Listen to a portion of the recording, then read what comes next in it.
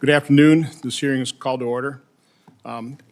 Just brief explanation of how this hearing came about. I met Dr. Sabine Hazen in October of 2021 during the height of COVID, and really related to all the work I was doing in terms of early treatment and then the COVID injection injured, that type of thing.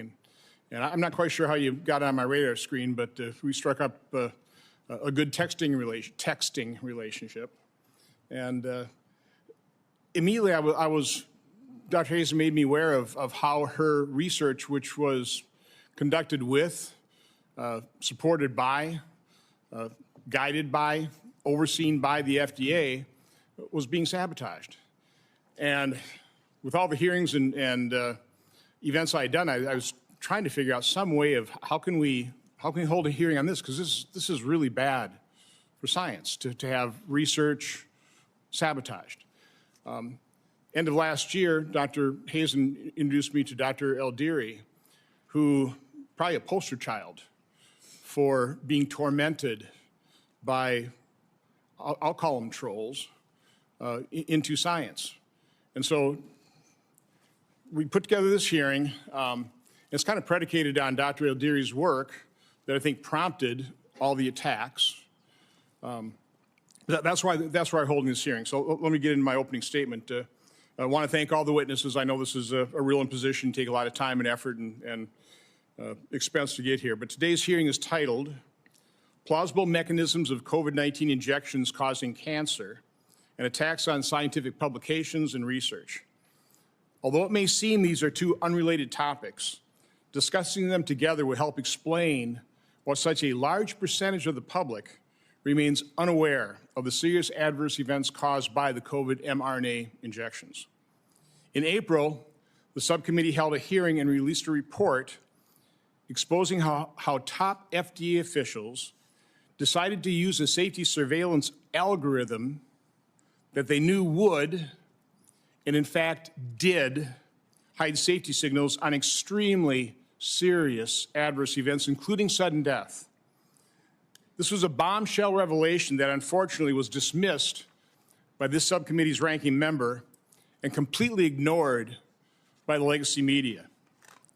Since 1997, when the Clinton administration made America only the second nation on earth to allow mass media advertising on pharmaceutical products, Big Pharma has spent billions on TV ads to capture the media and, as a result, the narrative. Prior to 1997, there was serious journalism covering suspected vaccine injuries. In 1997, Mike Wallace reported on CBS's 60 Minutes about swine flu vaccine injuries. By the way, they pulled the swine flu vaccine after about 25 to 30 deaths and 400 to 500 cases of Guillain-Barré disease. They pulled it. 25 to 30 deaths. We have over 39,000 deaths right now associated with the COVID injection worldwide from the VAERS vaccine, but I'll move on. In 1982, WRC-TV's Leah Thompson reported on the findings of their more than year-long investigation into the safety and effectiveness of the pertussis component of the DPT vaccine. In 1985, Phil Donahue discussed both the swine flu and DPT vaccines and related injuries during his hour-long show. Since 1997, there have been a few reports on hepatitis B, MMR, HPV vaccine safety, but the, quote, safe and effective, unquote, mantra, combined with the narrative that adverse effects are, quote, rare and generally mild, unquote, has overwhelmed any coverage of the harms. Legacy media is not the only American institution that has been captured and controlled. Big Pharma also hires and financially awards former federal health agency officials and spends lavishly on lobbying and political donations to lawmakers of both parties. It generously funds other members of the COVID cartel, social media, medical associations like the American Medical Association and the American Association of Pediatricians, international health organizations, medical colleges, and medical journals. The testimony in today's hearing raises the question of whether Big Pharma might also be funding individuals who troll scientific research that runs counter to its goals and narratives. It should come as no surprise, therefore, that during the pandemic, treatment alternatives using cheap and safe generic drugs were not only suppressed, but actively sabotaged in favor of a liability-free and highly profitable experimental gene therapy, and that's what it is. The fact that all the institutions that benefit from Big Pharma's largesse actively push the experimental gene therapy is also the reason they are now working so hard to suppress the reality of COVID mRNA injection injuries. Testimony given in April's hearing detailed the safety studies that were not done on the COVID injections prior to their emergency use authorization and eventual full approval. This list of omitted studies should shock everyone. Again, these were just in testimony. Drug-drug interactions, cardiovascular toxicity, central nervous system toxicity, other organ toxicity, blood toxicity, genotoxicity, and carcinogenicity. Those studies weren't conducted. I'm not sure they've been conducted even today. Because it's approved, now we just don't want to know. Although legacy media, federal health officials, and the medical establishment continue to ignore and hide the lies told and the harms done by governments in response to the coronavirus, alternate media has been spreading the truth to a growing percentage of the global public. As a result, trust in these institutions is eroding. The only way to rebuild that lost trust is for the truth to be acknowledged in a process of public reckoning. The hearings I've been holding are intended to contribute to that reckoning.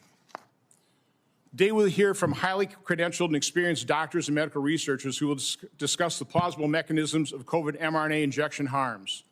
They will also describe the attacks they are experiencing on their research and reputations because they have the courage to expose the truth. I want to sincerely thank the witnesses for their courage and the time and effort they put in their testimony and advocacy. Let me just end on this note. In a couple of my public hearings, I conclude with the statement that I am truly amazed at the knowledge that mankind has accumulated over the millennia. I mean, it is amazing what we know and how rapidly we're gaining that knowledge. But in spite of that, I would argue that what we don't know vastly, and I mean vastly, exceeds what we do. And so in any kind of discussion like this, in any kind of scientific research, I think people involved need to approach these problems with that level of modesty and that kind of humility. So with that, I'll turn it over to Ranking Member Blumenthal. Thank you, Chairman Johnson.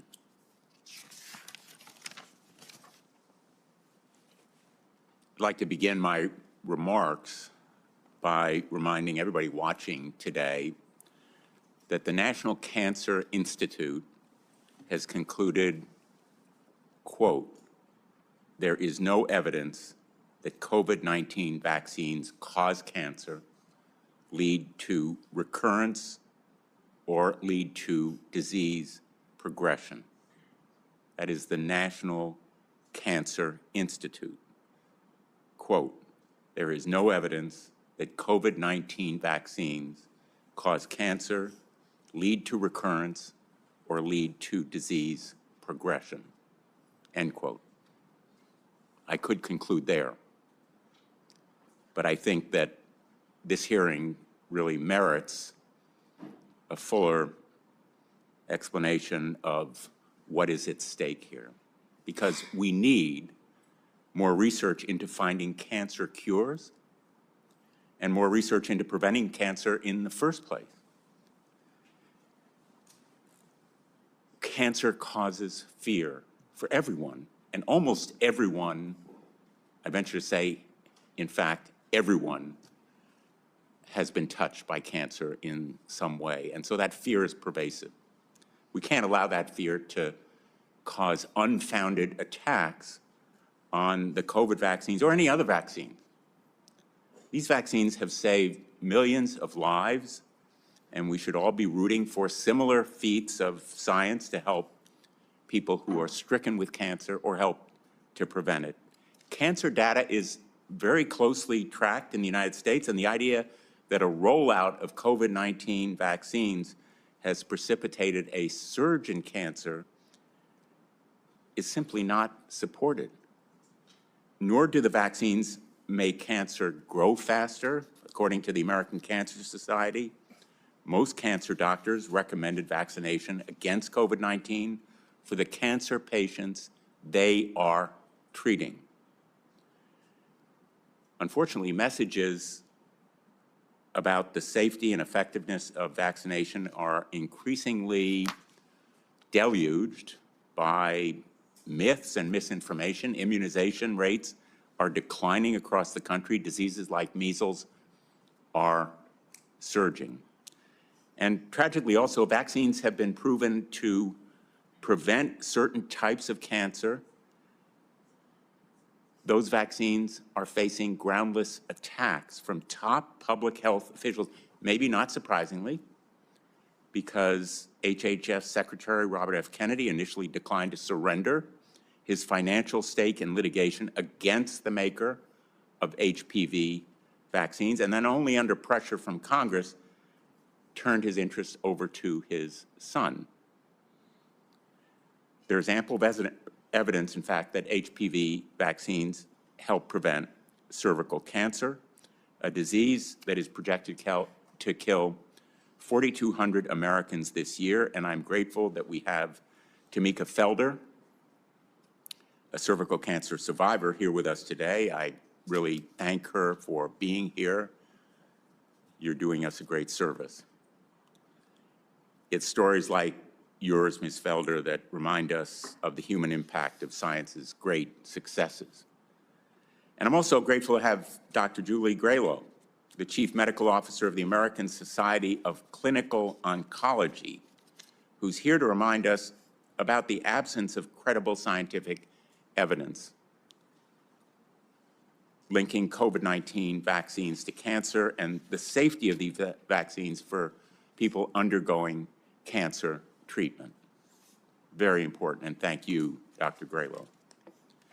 As just one example of the overwhelming evidence of the safety of these vaccines, I would like to submit for the record a study from the Journal of the American Medical Association involving nearly 30 million people and finding that 4 years after vaccination, people who received an mRNA COVID-19 vaccine were less likely to die from cancer than those who were not vaccinated. I ask that it be entered the record if there's no objection, Mr. Chairman. No objection. I wonder if that's as good as the Commonwealth Fund study you entered in the previous hearing, but no objection. Thank you. It's unfortunate that we need Dr. Graylow to appear before a hearing like this one when there are much more pressing threats to cancer patients and cancer research coming from Trump administration policies. And that's the big issue here. And the reason that I am expanding on what I said earlier, because the administration has put up needless roadblocks that have slowed the flow of grants to cancer researchers. Halts to funding imposed early last year caused the American Association of Cancer Institutes to warn that the Trump administration policies were, quote, slowing progress against cancer. And the Trump administration's obvious animus toward mRNA technology that was used for COVID-19 vaccines threatens some of the most promising research for targeted cancer treatments. The studies canceled, the patients excluded from trials, the treatments abandoned. Decisions made today about cancer research will impact us and our children for decades to come. Just days ago, scientists announced amazing results from the study of a new drug for prostate cancer, one of the hardest cancers to treat. These results were possible in part because of work done many years ago at the National Cancer Institute. One scientist who helped with that research said, quote, "This kind of basic research is being greatly threatened by current government policies." Basic research is essential. It's not just COVID vaccines, it's not just cancer vaccines, it's all kinds of medical treatment that you will find in hospitals today, saving lives, beginning with basic research that is being throttled by this administration. And so I hope we can all agree that advancing cures for cancer and stopping the forces that undermine them ought to be a top priority for all of us in Congress. It ought to be a bipartisan cause. I hope my colleagues will take up the mantle with me. Thank you, Mr. Chairman. Thanks, Senator Blumenthal. It is the tradition of this subcommittee to swear in witnesses, so if you all rise and raise your right hand.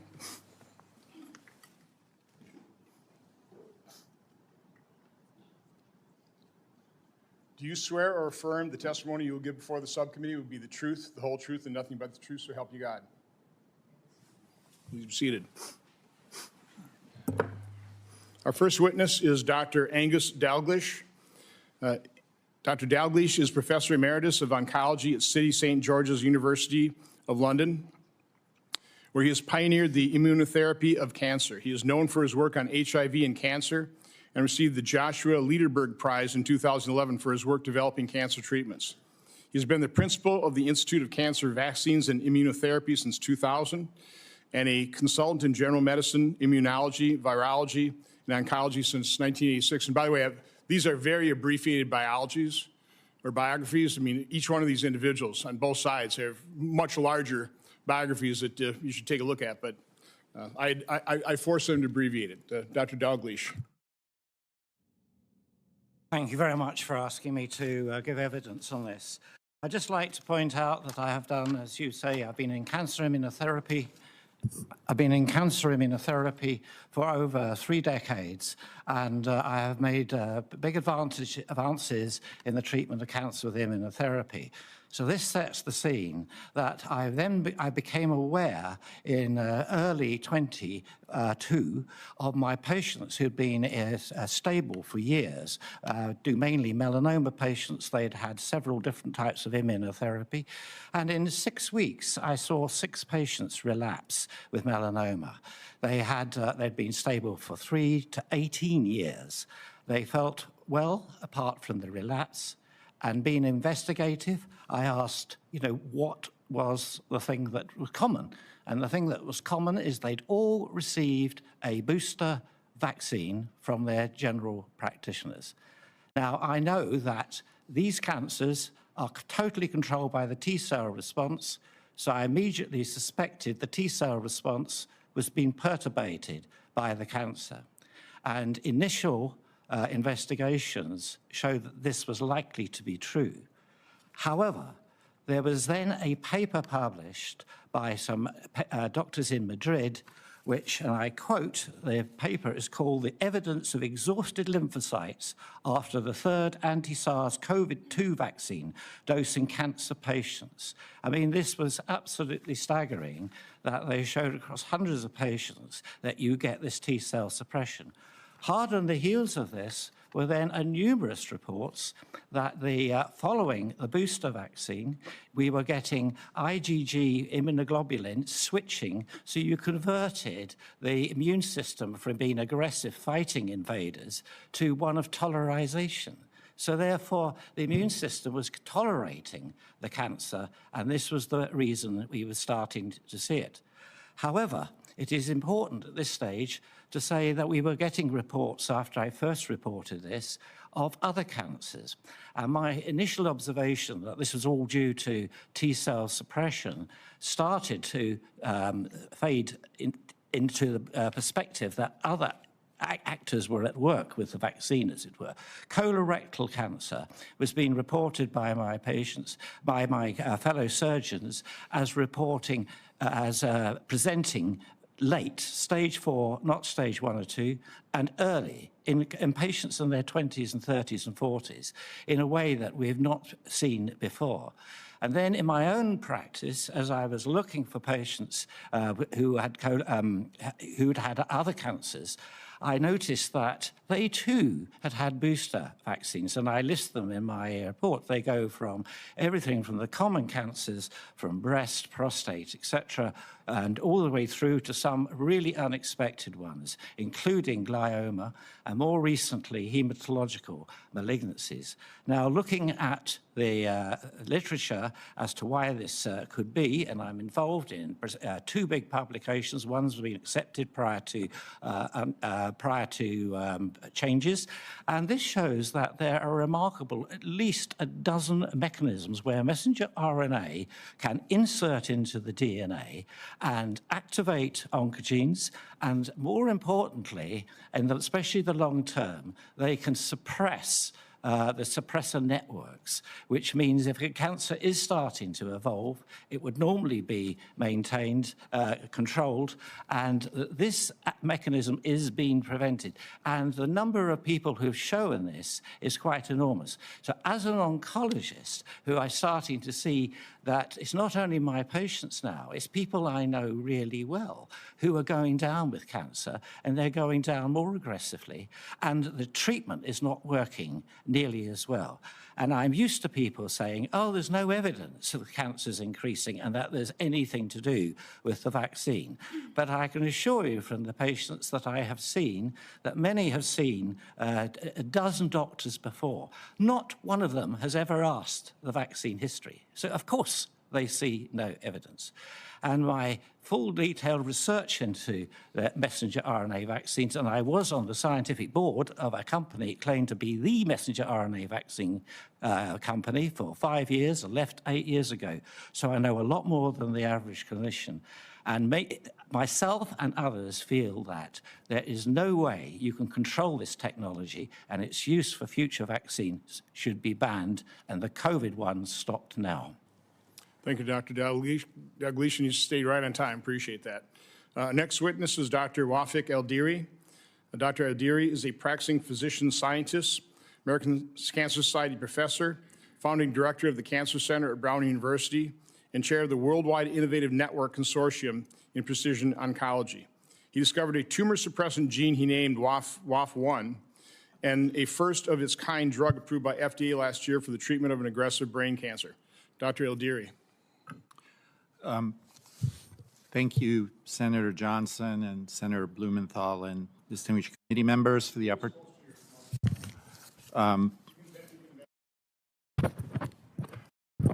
Thank you, Senator Johnson, Senator Blumenthal, and distinguished committee members for the opportunity to speak at this important hearing.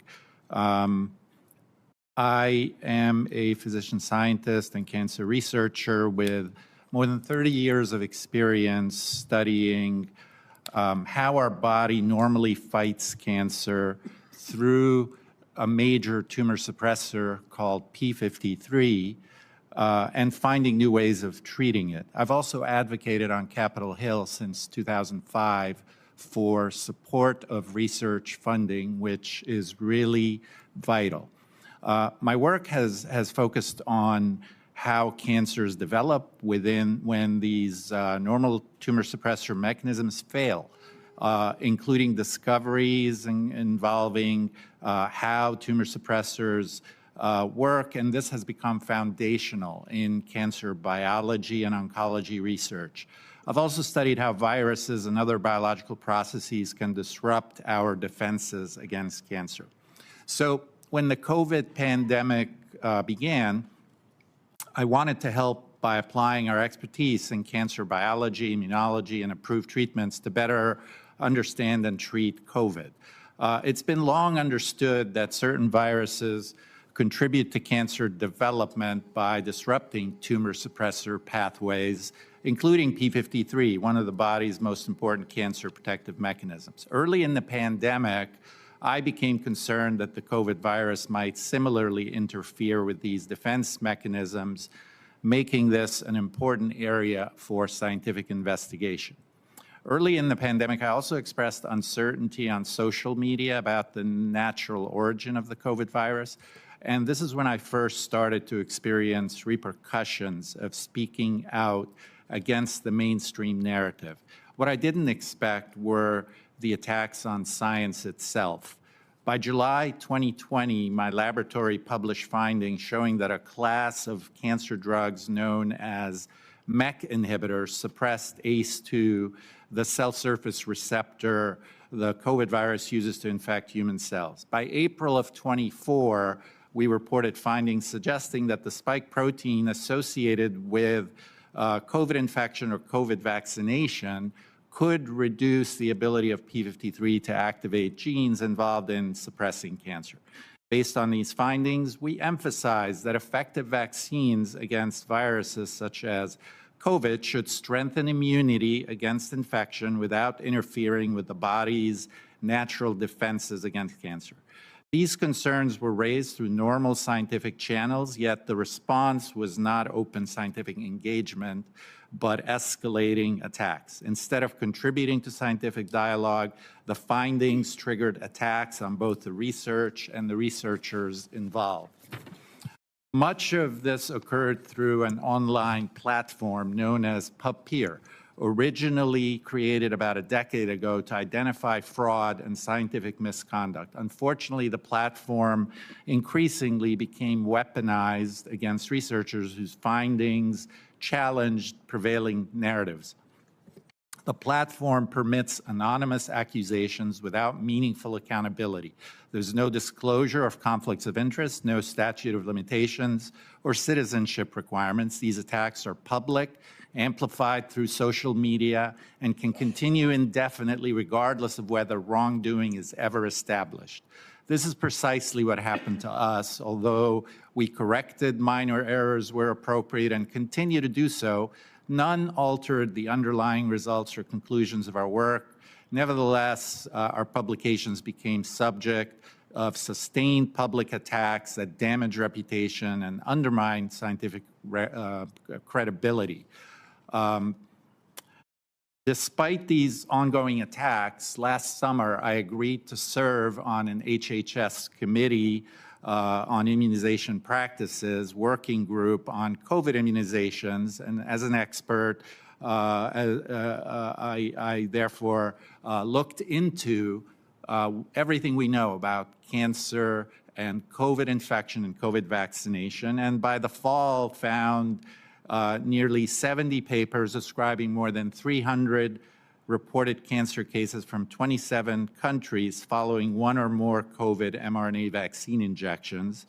The reported cancers occurred near injection sites like sarcomas or lymphomas, right at the injection site, within the head and neck region, within and elsewhere, including, as Dr. Deglish mentioned, brain tumors and other tumors. In some reported cases, spike protein was identified within tumor tissue.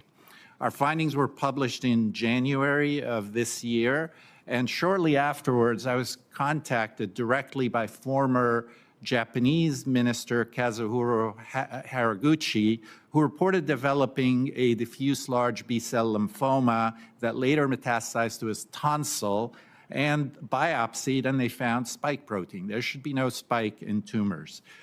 These observations warrant serious scientific investigation, and as such, a number of unexpected observations have been made with the COVID mRNA vaccines that suggest potentially plausible mechanisms and connections to cancer. The attacks on my publications intensified and continue to the present day, despite no findings of fraud, misconduct, or wrongdoing after years of investigation.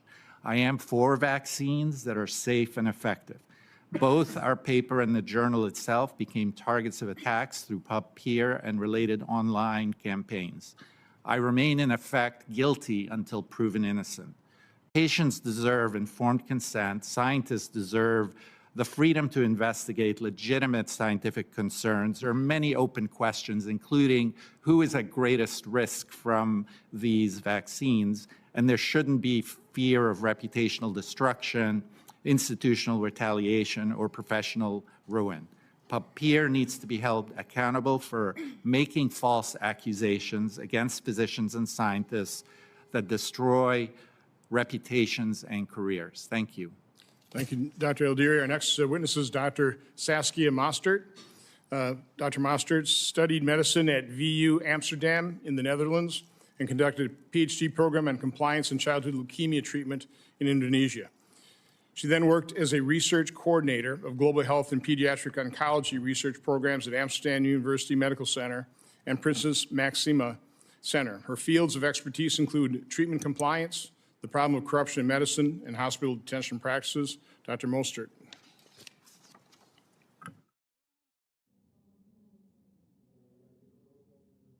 Dear members of the American Senate, in 2024, our team published a study in BMJ Public Health examining all-cause mortality data across Western countries between 2020 and 22. These were government-reported mortality records routinely used throughout mainstream public health. The peer review process had taken more than 9 months. Our study showed that excess mortality remained elevated across 47 Western countries, totaling more than 3 million excess deaths.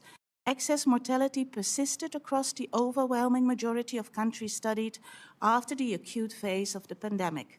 We did not claim certainty regarding the causes of excess mortality. Rather, we asked attention for 3 major events that were non-existent before the pandemic: the COVID infection, the containment measures, and the COVID vaccines. In addition, we acknowledged other overlooked factors. We urged governments and public health leaders to investigate the underlying causes and evaluate their policies. During the pandemic, extraordinary measures were justified in the name of protecting human life. Public officials and media emphasized that every COVID death mattered and every life deserved protection. I believe the discovery of more than 3 million excess deaths would prompt the same urgency in investigating their causes. Instead, what followed often resembled what I could only describe as blind fury. What could explain this massive outrage? During the pandemic, health policies were combined with psychological tactics to influence public behavior. Governments and media implemented psychological manipulation and fear propaganda without our awareness or consent that increases conformity and reduces tolerance for reason and dissenting voices, such as tunnel vision, emotional messaging, polarization, and important, the distinction between worthy versus unworthy victims. So distinguishing between important victims who deserve extensive attention or support and other victims who can be ignored.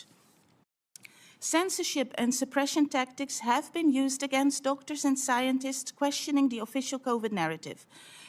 I will mention a few. The devaluation tactics, discrediting critics and criticism using labeling such as misinformation. Cover-up tactics, hiding censorship, using proxies, fact-checkers, shadow banning, and deplatforming. Reinterpretation tactics, favorably framing censorship as protection of the public or follow the science. Official channel tactics, which gives the censorship the appearance of legitimacy of justice and hides political or economic conflicts of interest. And last but not least, the intimidation tactics, using fear, threats, coercion to silence critics and others. Encountered blind and irrational fury after our publication can thus be explained by tunnel vision disruption. Not only the worthy victims, the COVID patients, but also the unworthy victims, the lockdown victims, and the vaccine injured were described. Polarization in society between those who followed the official COVID narrative and those who questioned it became visible. Despite a supportive statement from Reuters, media outlets used their devaluation tactics and labeled the publication as anti-vax, conspiracy theory, and misinformation. One affiliated hospital publicly distanced itself from the study and announced a scientific integrity investigation. Institutional responses are increasingly used as official channel tactics to discredit, intimidate, isolate, and silence those raising unwelcome scientific questions. I resigned. Scientific integrity investigations can be evaluated according to confidentiality, transparency, presumption of innocence, and fairness principles. To my opinion, all these principles have been trampled on. The institutional confidential report about my co-authors was leaked to a national newspaper and resulted in a hit piece. This example speaks volumes. To be clear, I lost my position after publishing official government mortality data and calling for further scientific investigation into persistent excess deaths. Science cannot function when legitimate questions become professionally dangerous to ask. When scientists fear professional destruction, the public loses access to honest scientific inquiry. The Institute concluded that scientific integrity was not violated in our study. No plagiarism, fabrication, or falsification took place. Nevertheless, the Institute persists on retraction of the paper for containing misinformation about possible causes of excess mortality. Ironically, the text on containment measures and vaccines was much shorter in the original version of the paper. The reviewers selected by the journal had asked us to either delete the text or provide more evidence. As there is evidence available, we included it. All added references concerned peer-reviewed publications from well-known institutes indexed on PubMed. My proposed post-publication revision that included a section on vaccine effectiveness in reducing mortality was ignored by the journal. Right from the start, it was an unequal battle. Our call for investigation of underlying causes had to be censored and erased one way or another. The tunnel vision leaves no room for unworthy victims. Yet the persistent excess mortality remains unexplained. Our case is not isolated. Books have documented the suppression of more than 80 Dutch doctors and scientists, as well as the removal of 60 professors across Germany, Austria, and Switzerland. In recent years, the number of removals for ideological insubordination has increased significantly. Similar patterns emerge across institutions. After a media scandal, the university distances itself and starts disciplinary proceedings. The reason given for dismissal is scientific integrity violation, whereas the real reason appears to be dissent. Recently, we established a task force on academic freedom in the Netherlands to investigate censorship, suppression, and systematic attacks on doctors and scientists, questioning aspects of the official COVID narrative. Censorship undermines academic freedom by discouraging legitimate scientific inquiry. It narrows the range of perspectives permitted within public debate and stimulates self-censorship among academics. Subsequent false scientific consensus can lead to dysfunctional policies. If we want to restore public trust, we must once again protect academic freedom and the right of scientists and doctors to question prevailing assumptions without fear of professional destruction. It is time to return to Voltaire's Enlightenment commitment to academic freedom. I disapprove of what you say, but I will defend to death your right to say it. Thank you, Dr. Molstert. Next, we'll go to Dr. Sabine Hazen. Dr. Hazen received her MD in Canada and completed residency at the University of Miami. She was the first woman gastroenterology fellow at the University of Florida and became an expert in the microbiome. She is currently the CEO of a private gastroenterology clinic and a clinical trial drug development company, as well as Progenobiome LLC, a genetic research lab that studies the clinical implications of the microbiome. Dr. Hazen.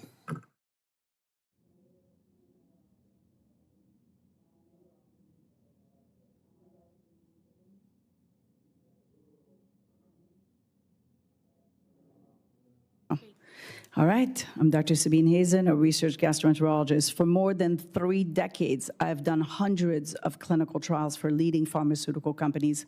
My work has contributed to bringing biologics, antibiotics, and vaccines to market.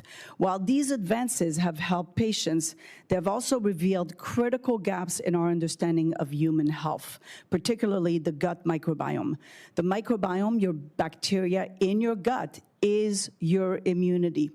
In 2019, I founded Progenobiome, which is a research laboratory. And I say research because the microbiome research is at its infancy, and it's not going to be of my lifetime.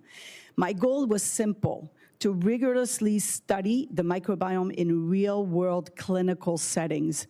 My team and I launched 61 clinical trials to actively understand the gut connection in various diseases: Alzheimer's, autism, Parkinson's, cancer. This is precision medicine, taking care to each patient's unique microbiome signature.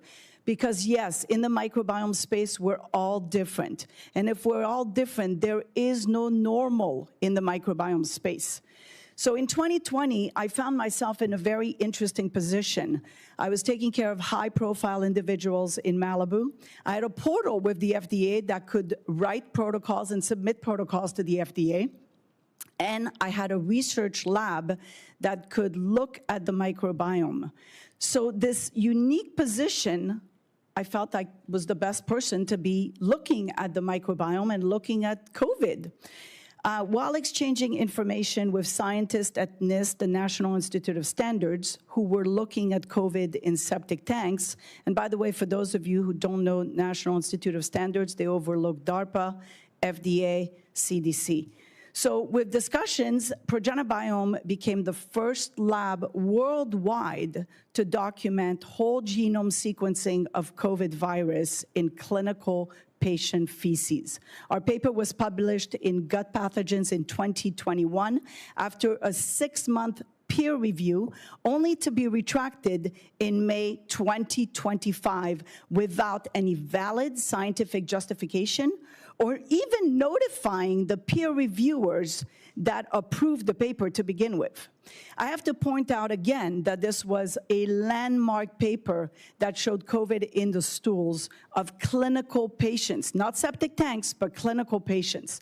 While we were looking at stools, we discovered that hydroxychloroquine and azithromycin reduced the viral presence of COVID. In other words, COVID disappeared on these.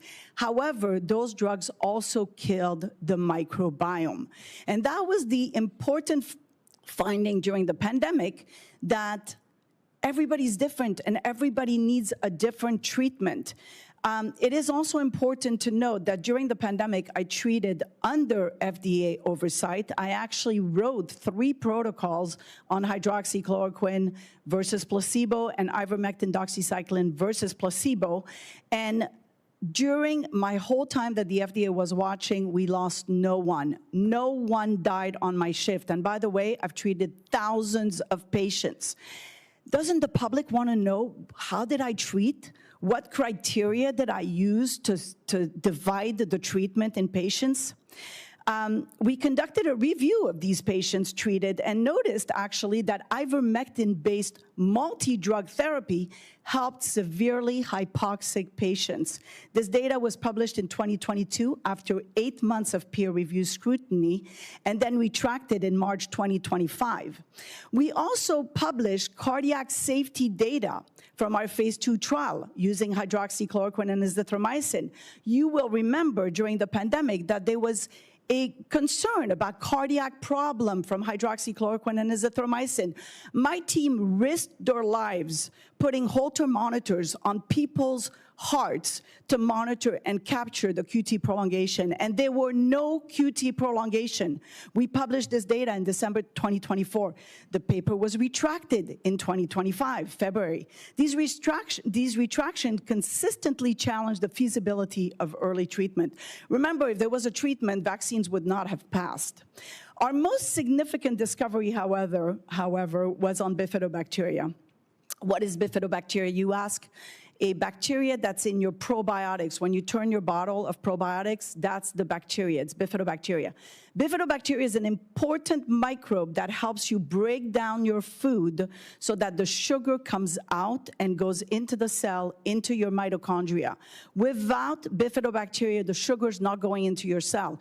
Ask yourself, how are you going to metabolize? How are you going to have immunity if you don't have your cells working? So bifidobacteria was an extremely important finding because we discovered that severe COVID patients lacked bifidobacteria, while patients that were high risk, exposed, had a lot of bifidobacteria. We also discovered that people with autism, Alzheimer's, Crohn's disease, Lyme disease, irritable bowel syndrome, mental health, invasive cancer, lack bifidobacteria. Bifidobacteria appears in the young at a high level and disappears as we get older. We found that vitamin C, bovine immunoglobulin, and ivermectin, a fermented product of a bacteria called Streptomyces, could help increase bifidobacteria and restore. Is that why we were seeing possibly hypoxic patients improving? I wrote a hypothesis. Perhaps ivermectin was improving the bifidobacteria. That hypothesis was published and retracted in 2023. When a hypothesis is retracted, we've lost science and medicine. We then presented data on the vaccines, and we discovered that the vaccines killed the microbiome, specifically the bifidobacteria. That abstract won the Best Research Award at the American College of Gastro and reached 18,000 GI doctors, yet was never published. If you follow the disappearance of bifidobacteria in the gut, you start to understand disease. You start to see why the newborns, 1 in 12 kids in California, 12 boys in California has autism. If you look at the data that just came out that showed newborns, only 25% of newborns are born with adequate levels of bifidobacteria. So if you restore the bifidobacteria like we did in our lab in kids with autism, you will actually resume speech, which is what we showed in 2 twins where we restored the bifidobacteria.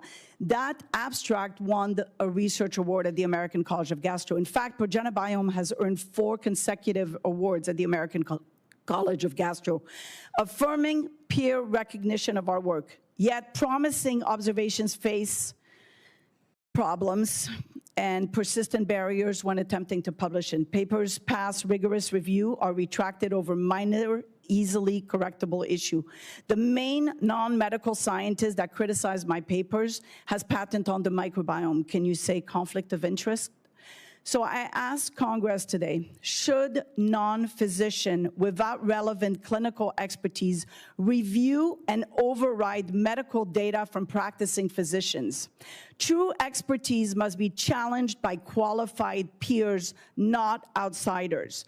Members of Congress, imagine the possibilities if scientists could publish without fear of politically motivated retractions, if we could focus on advancing knowledge instead of defending it. The American people deserve transparent, rigorous science. Protecting scientific integrity is not just about my work, but it is about securing the future of medicine for all. Because ultimately, we're all going to be patients. Thank you. Thank you, Dr. Hazen.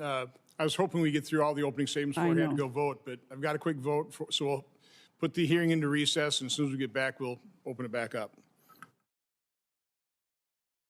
So no further disruptions. Our next witness is Dr. Asim Malhotra. Dr. Malhotra is a multi-award-winning, internationally renowned British cardiologist. He served in an advisory role for health policy across governments, including as an ambassador to the Academy of Medical Royal Colleges and trustee of the King's Fund, a health policy think tank. He was ranked the #1 doctor in the world influencing obesity thinking and was named one of the UK's most influential scientists. Dr. Malhotra. Thank you, Senator Johnson.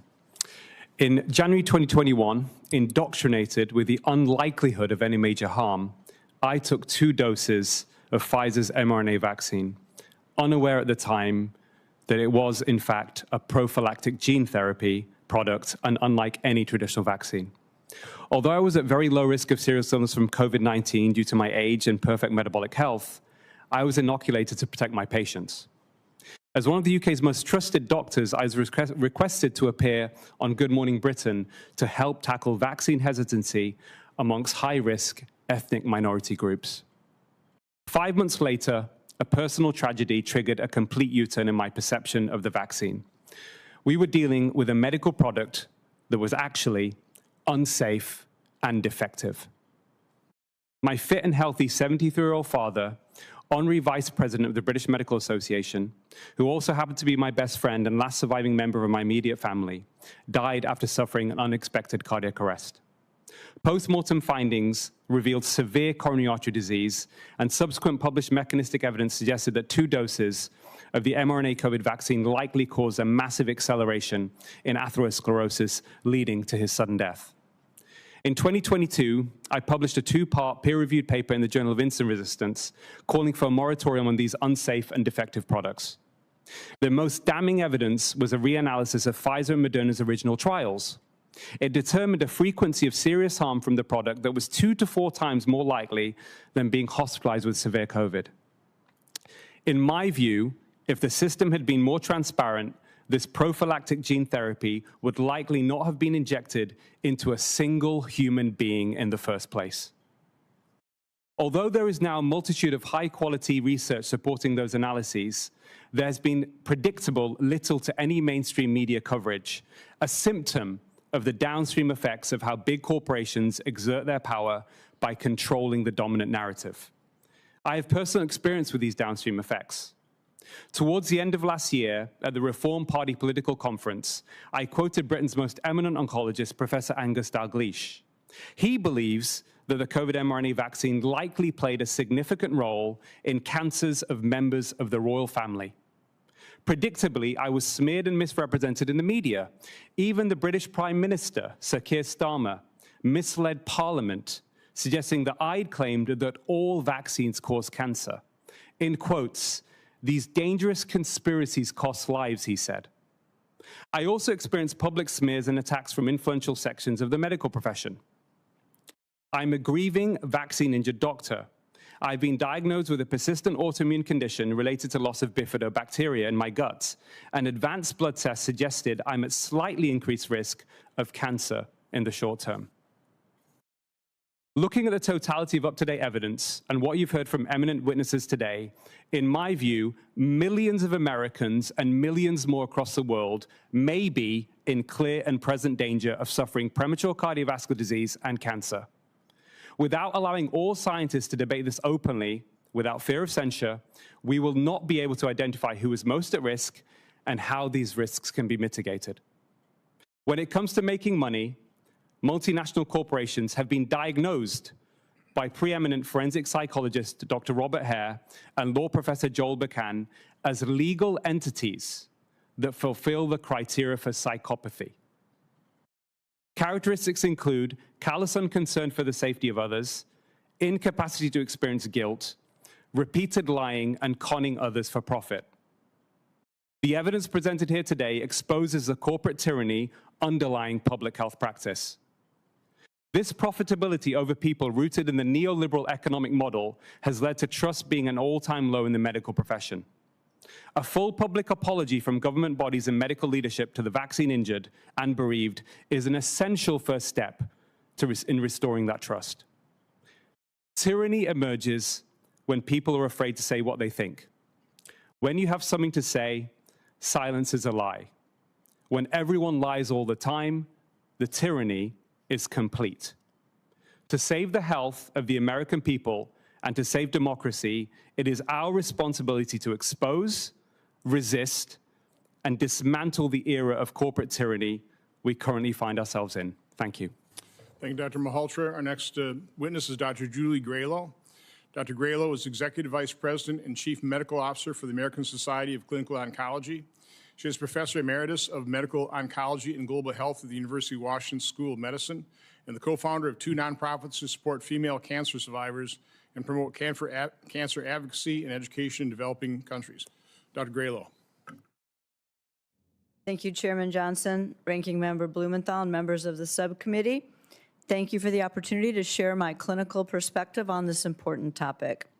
As you've heard, I'm the Chief Medical Officer and Executive Vice President for the Association for Clinical Oncology, or ASCO, a 501c6 organization established by the American Society of Clinical Oncology in 2019 that represents more than 50,000 oncology professionals who care for people living with cancer. ASCO works to ensure that all individuals with cancer have access to high-quality care, and we're committed to the principle that knowledge conquers cancer. Through research and education, ASCO works to conquer cancer and create a world where cancer is prevented or cured and every survivor is healthy.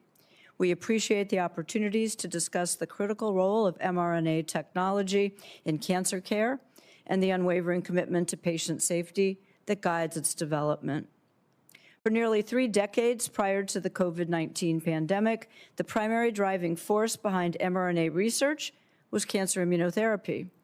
When exploring emerging therapies like mRNA vaccines, oncology professionals rely on well-designed clinical trials to establish clinical efficacy, evaluate unintended consequences, and ensure the benefits outweigh the potential risks. Currently, there is no clinical evidence proving that mRNA COVID-19 vaccines cause cancer or accelerate cancer growth. Cancer is caused by a series of gene mutations and does not develop suddenly.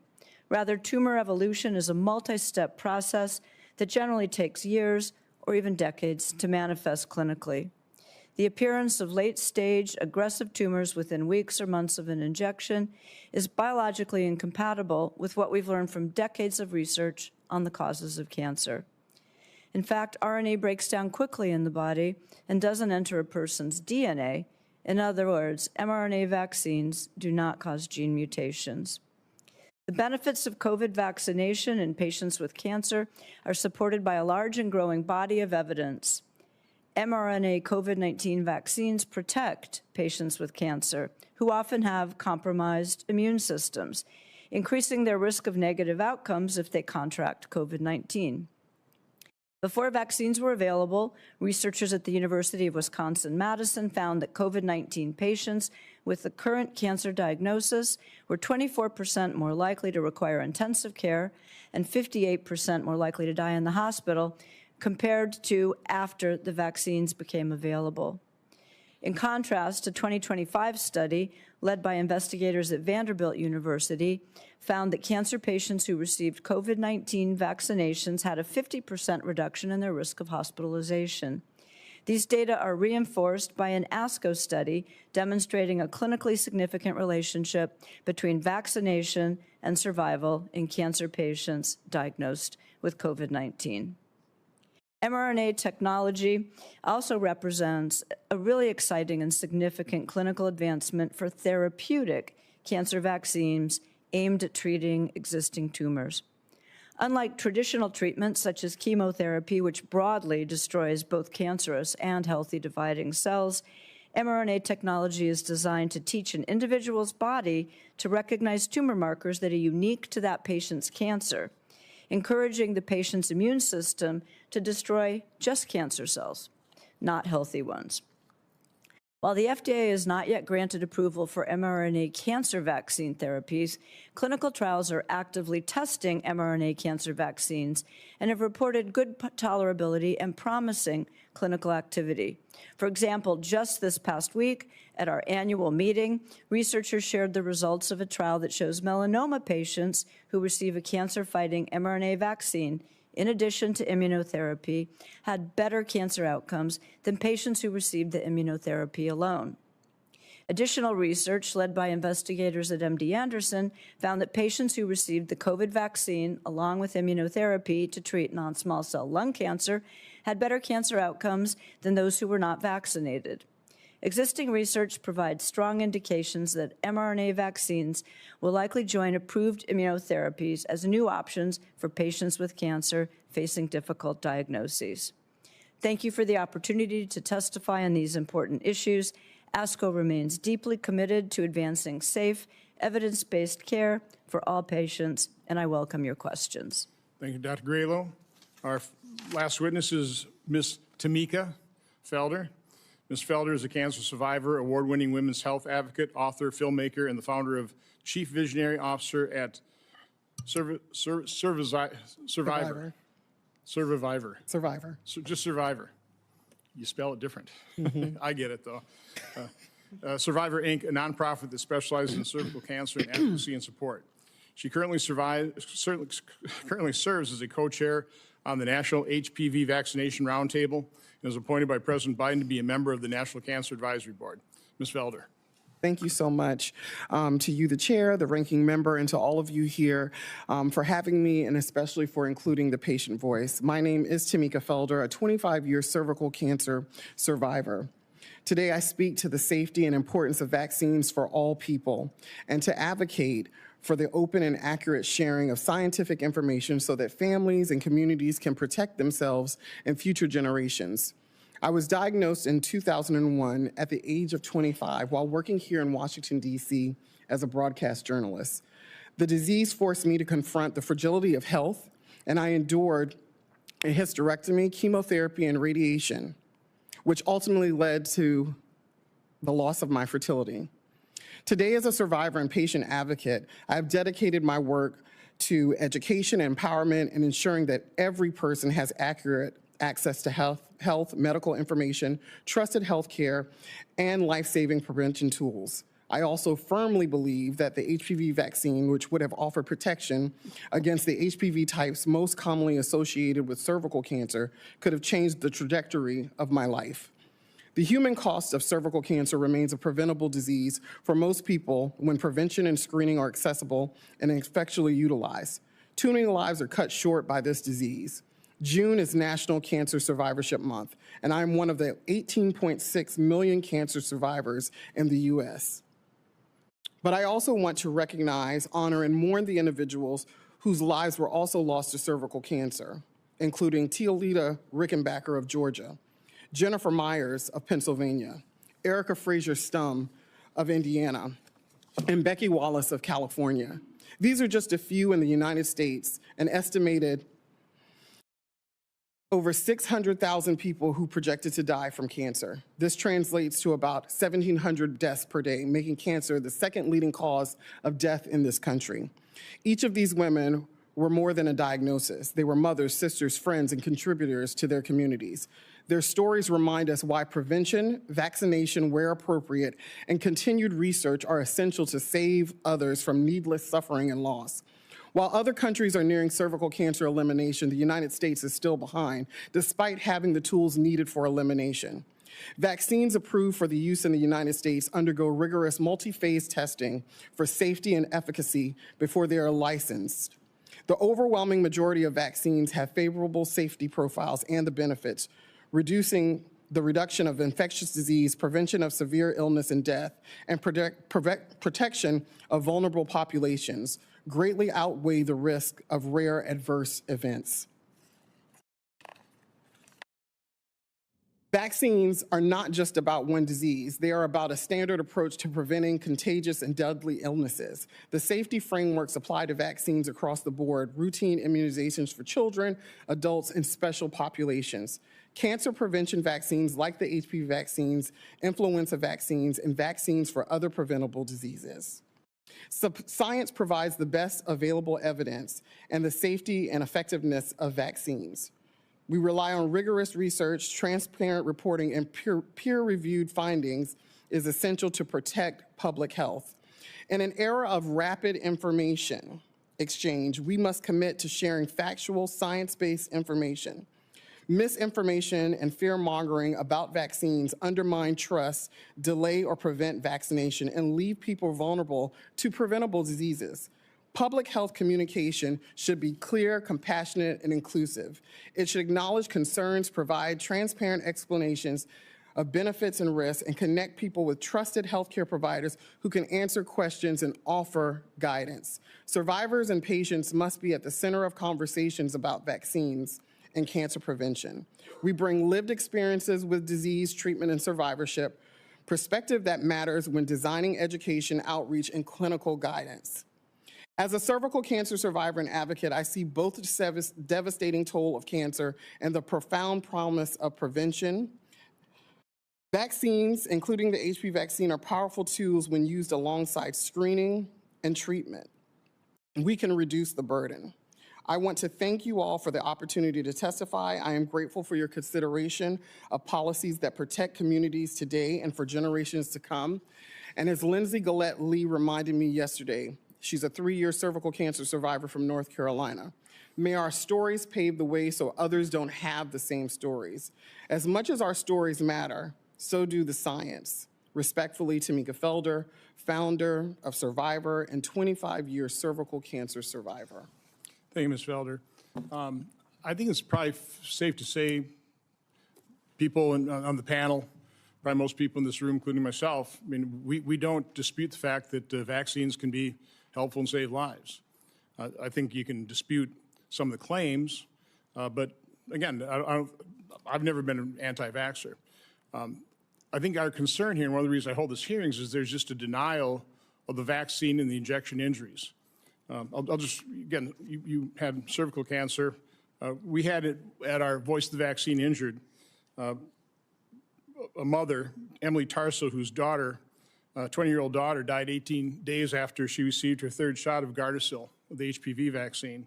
After 8 years of litigation, this is how difficult it is to actually claim compensation through the government fund. Quote, HHS conceded by preponderance of the evidence, including challenge, re-challenge, that her daughter died from her HPV vaccination. They had no alternative explanation for her death.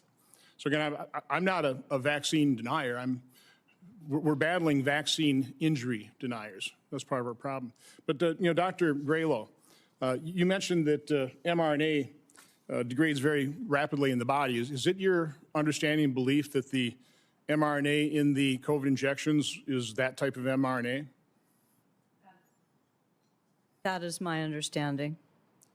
So you don't realize that that's not true mRNA, it's modified. It's modified in pseudouridine, is that so it doesn't degrade. You're obviously then unaware of some of the studies that show that the spike in the mRNA is circulating in the body up to 2 years. We haven't studied it longer than that, but it's stayed in this body that long, attaching to the cells. As long as I'm on this track, was it your belief that the injection would stay in the arm? We were told that. It was going to inject in the arm, stay there, create antibodies. The mRNA was going to degrade very quickly, and that's why it was so safe. Was that your understanding and your belief that the injection stays in the arm? I think the effects of the injection are total body. So the immune response, the reaction. No, but I mean the actual, so you're aware the modified mRNA was encapsulated in a lipid nanoparticle, correct? So do you believe that package stayed in the arm as we were told it was going to do? I can't reliably comment on that. So again, you're saying how safe and effective this is, but you don't know how it works. I do know how it works. It incites an immune reaction, as vaccines do. Okay, how does it incite that immune reaction? What does it do? What does it actually do? It brings the immune cells to recognize the COVID protein. How does it have the... Are you aware of the fact that the lipid nanoparticle delivers its modified mRNA to a cell? That modified mRNA is injected into the cell, and then it turns the cell into a factory of the spike protein, which is toxic to the body. Are you aware that that's how it creates immunity? The mRNA in the vaccine does get into cells, and it codes for a protein once it is inside the cell. So are you aware of the DNA contamination found in these vials, that if the mRNA is being injected in the cell, well, gee, maybe some of this DNA, which is way beyond the levels accepted by the FDA, could also be injected in the cell. Are you aware of that? I am aware that the mRNA that is injected does not get into our own DNA, and I am not aware of reliable data saying that within the vaccine itself that the DNA levels are high. So you said that there is no clinical evidence proving these injections cause cancer. What would you require for proof? How would you ever prove that? I believe that we can put some boundaries around how much of an effect could be happening with respect to causing or accelerating cancer, because we have not seen an overall increase in cancer rates in the vaccinated U.S. population. In order to prove it, we would need a randomized clinical trial where patients were equal in both arms, one would have a placebo or no vaccine, and the other would get the vaccine. And we would need to follow long-term. So observational studies, clinical observation carries no weight, has no evidence. I think it's hypothesis generating. I do think there are major differences between people who choose to have vaccines, who are more health engaged, and those who choose not to. So I was sent apparently a study that's going to be discussed in the June 8th to 9th President's Cancer Panel by Chairman Harvey Risch. And apparently and I don't know what this stands for, the U.S. SEER, SEER. Surveillance and Epidemiologic Evidence Registry. SEER is actually easy to say. This is what Dr. Risch wanted me to talk about this. Leukemias are generally the shortest latency cancers and thus would be the first empirical signs to see pandemic-related effects. U.S. SEER cancer incidence data for 2023 were recently released. It is clear that for 2023, there are substantial incidence increases above the trend line for all, both sexes, males, both sexes, for every cohort. They have instant increases above the trend line.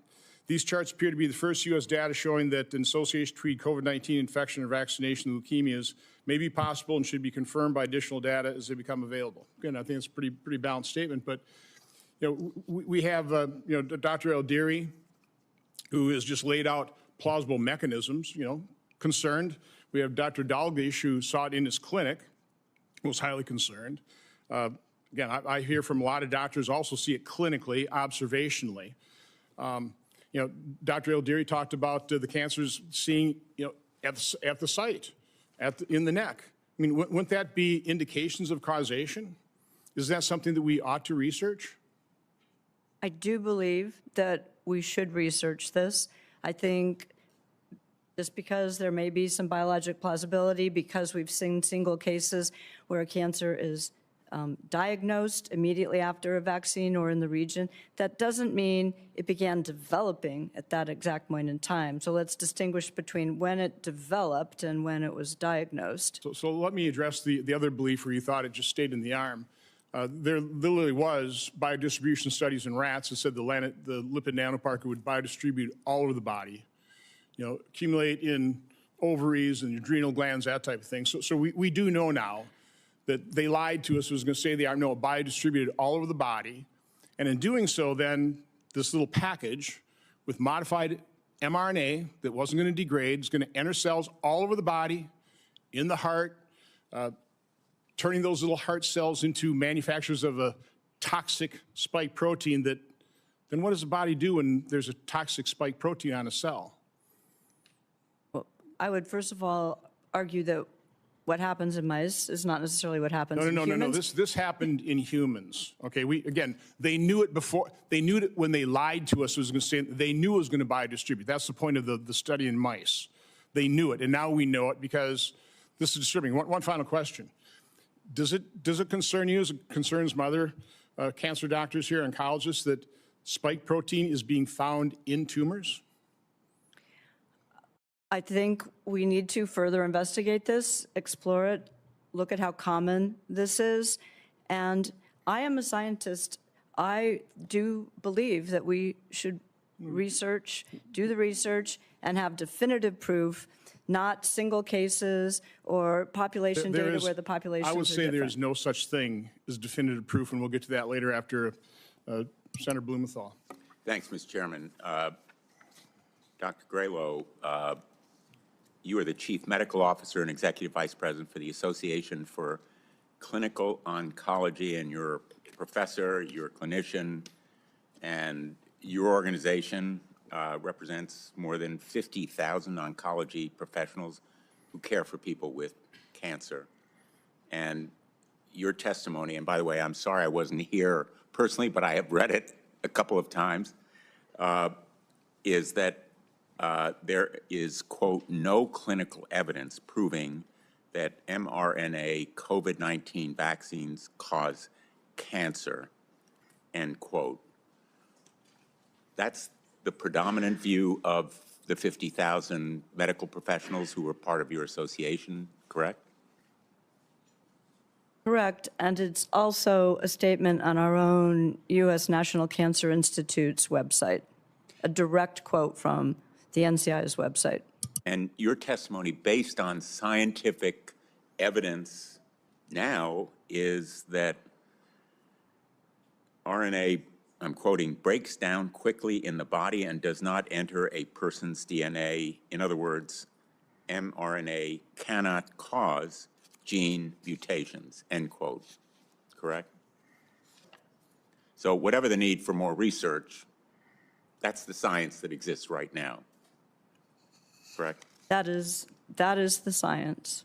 And that's the science that ought to guide clinicians, and does now, in fact, guide them in prescribing vaccines for people who suffer from cancer, tragically, because COVID-19 doesn't help them if they suffer from both cancer and COVID-19, does it? COVID-19 just weakens them. We have good data that cancer patients who are generally more vulnerable, they have weakened immune systems from their therapies. Those who got vaccinated in a couple of different registries did better, had better survival than those who did not. The tremendous advances that you describe in your testimony, and you've just come back from a major conference, so you're about as up-to-date as possible, developing individual personalized immunotherapy based on mRNA as a platform is the result of scientific research that goes back years, correct? Maybe decades. That's what led to the development of the COVID vaccines. We were researching mRNA vaccines to treat cancer.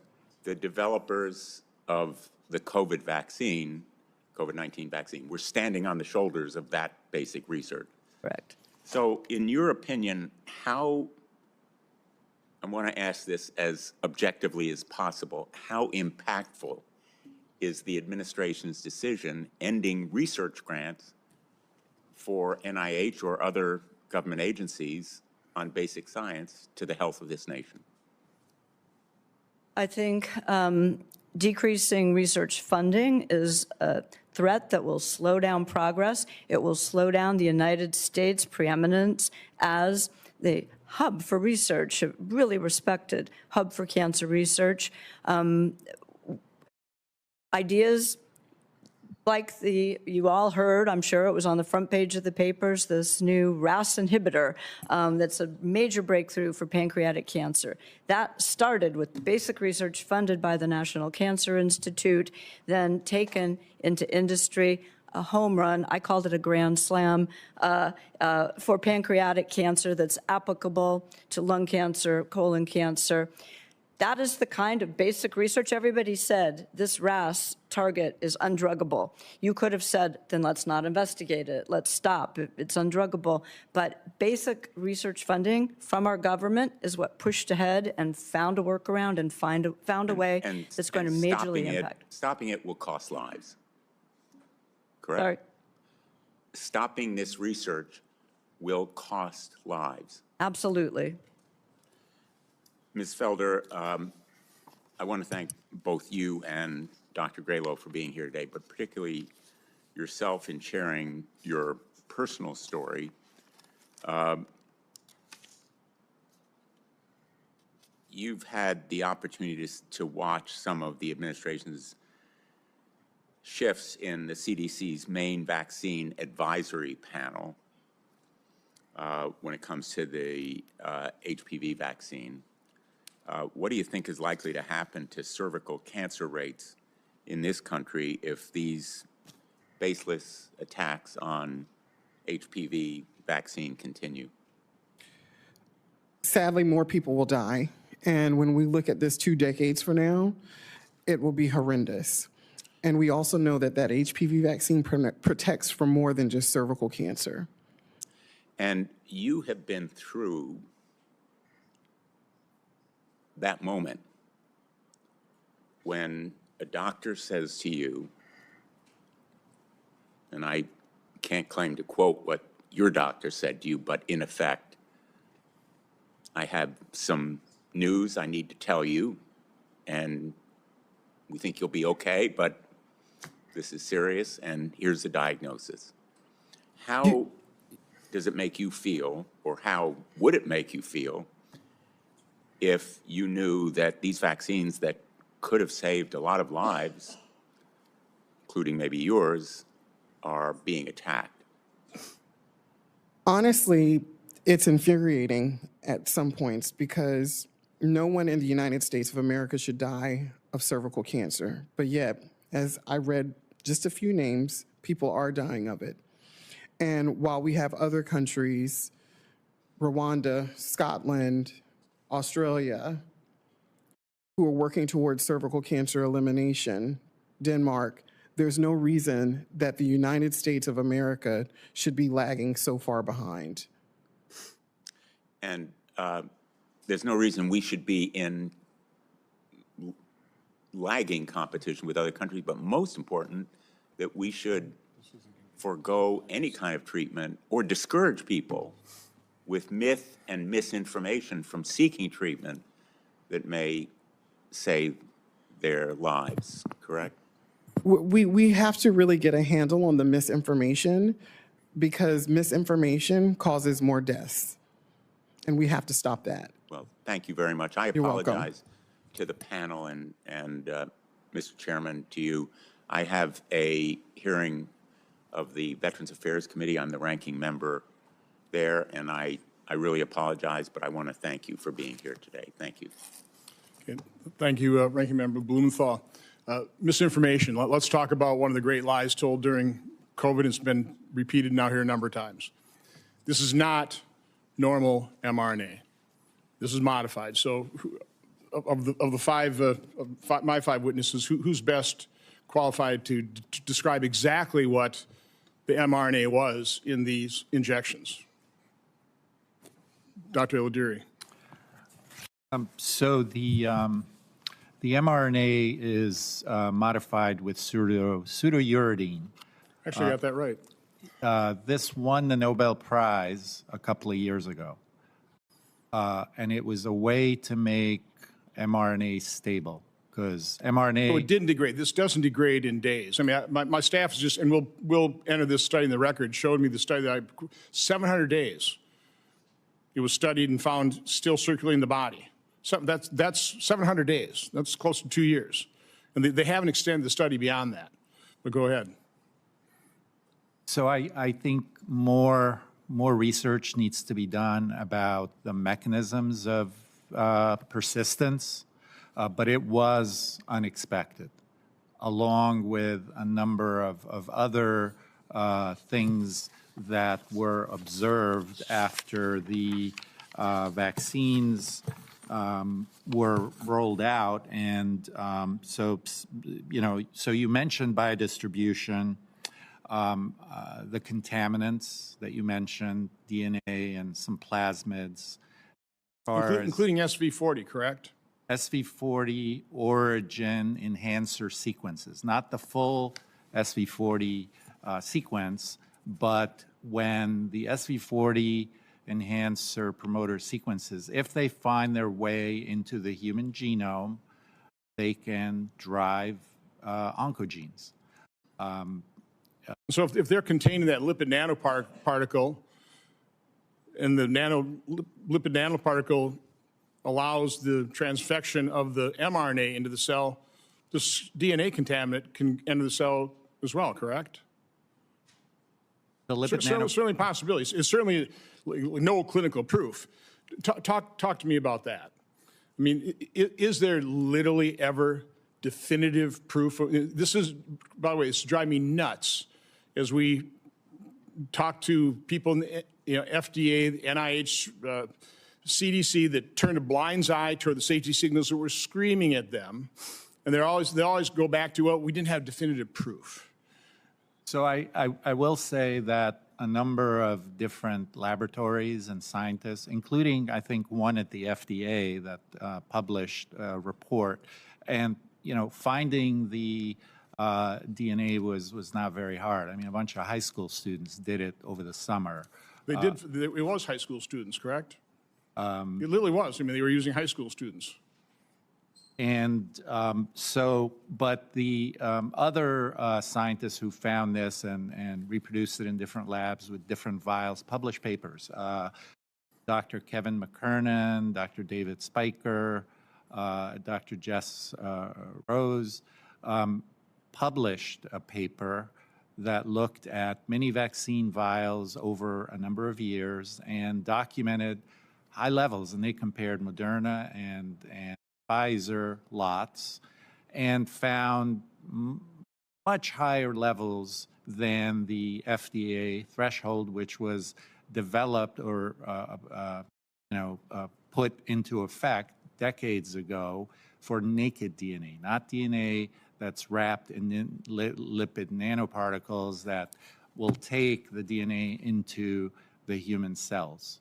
Dr. Dalglish, you look like you want to add to something. Trying to address the definitive proof, because if that's what's required, we'll never warn the public about possible dangers, right? I mean, I always thought personally that the FDA's role was to search for safety signals.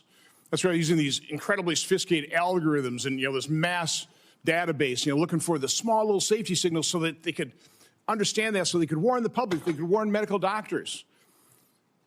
They denied the safety signals, and then as we talked to them, well, it wasn't definitive proof, so we couldn't go to the American public without definitive proof. So talk a little bit about that. Thank you very much. The problem is that people thought they understood RNA so-called vaccines. RNA is a natural messenger in the body, and it lasts about 20 seconds before it's gobbled up. So if you were to insert that, it would never be there long enough to induce an immune response. So what they had to do was make it and put a structure in it, that's the pseudouridine, so that it would last a bit longer. And they told us that it would go to the arm and it would be gone in 48 hours. And just to sum up what we're hearing is this is anything but the truth, because the important part here is the LNP, the liposomal nanoparticle, because that takes it into the center of the nucleus, whereby it can get inserted. And the thing about RNA, it is like herding cats. You cannot tell it where to go, where to insert. And remember, I sat on the board of a company developing these things, particularly for cancer, and essentially we realized that all the evidence is you will never be able to harness these things. Because you couldn't control where it went, correct? You cannot control the production. And just to point out how dangerous this is, this spike protein, which every single manufacturer of vaccines chose as their antigen, and which I was the first to point out it will be highly dangerous because it's 80% homologous to human epitopes. The autoimmune responses would be awful, and 131 have been reported to the FDA. So you have to accept this is an extremely dangerous thing to have pouring out of your body continually year after year, and you bring forward the chances of every chronic disease you've got, which is why those of us who've looked at the data, years and years of developing and making vaccines safe, etc., have said, no, it cannot be done. And I rest the case on that. But there's no proof. Now, this is the second medical professional doctor witness that the Democrats have brought in here that did not understand that this was not true mRNA. I just find that shocking. And this is, I knew this from the beginning. I'm not a doctor. I was schooled in what this mechanism was. That's why there's no way I was ever going to get that injection. I didn't need definitive proof that it could cause harm. I thought this is dangerous. This is something I don't want to deal with at all. And now we just have these medical professionals that are relying on studies. I want to get to this because the big part of this hearing is how corrupted science has become. Does it surprise any of you who have been attacked because you've conducted research as a study that's outside the narrative that disproves the fact, for example, that the mRNA is not true mRNA, that the studies that show that it has no problems, those things get funded, right? Think anybody attacks those? Talk about the Surgisphere study. that tanked hydroxychloroquine during the midst of the pandemic when we were just literally, we should have been doing everything we could to treat the disease. Dr. Hazen, I think you're familiar with the Surgisphere study that totally bogus data had to be retracted, but didn't really hear much of a hue and cry in the press, did we? No, and in fact, it was a fraudulent study that was written by a non-medical, and the media went crazy to destroy hydroxychloroquine and create the narrative that hydroxychloroquine was dangerous when hydroxychloroquine was given to millions of people with arthritis before, and we never had any problems. And all of a sudden, the study comes out of nowhere and starts quoting patients that had COVID in Australia. Australia didn't even have COVID at the time that the paper was published.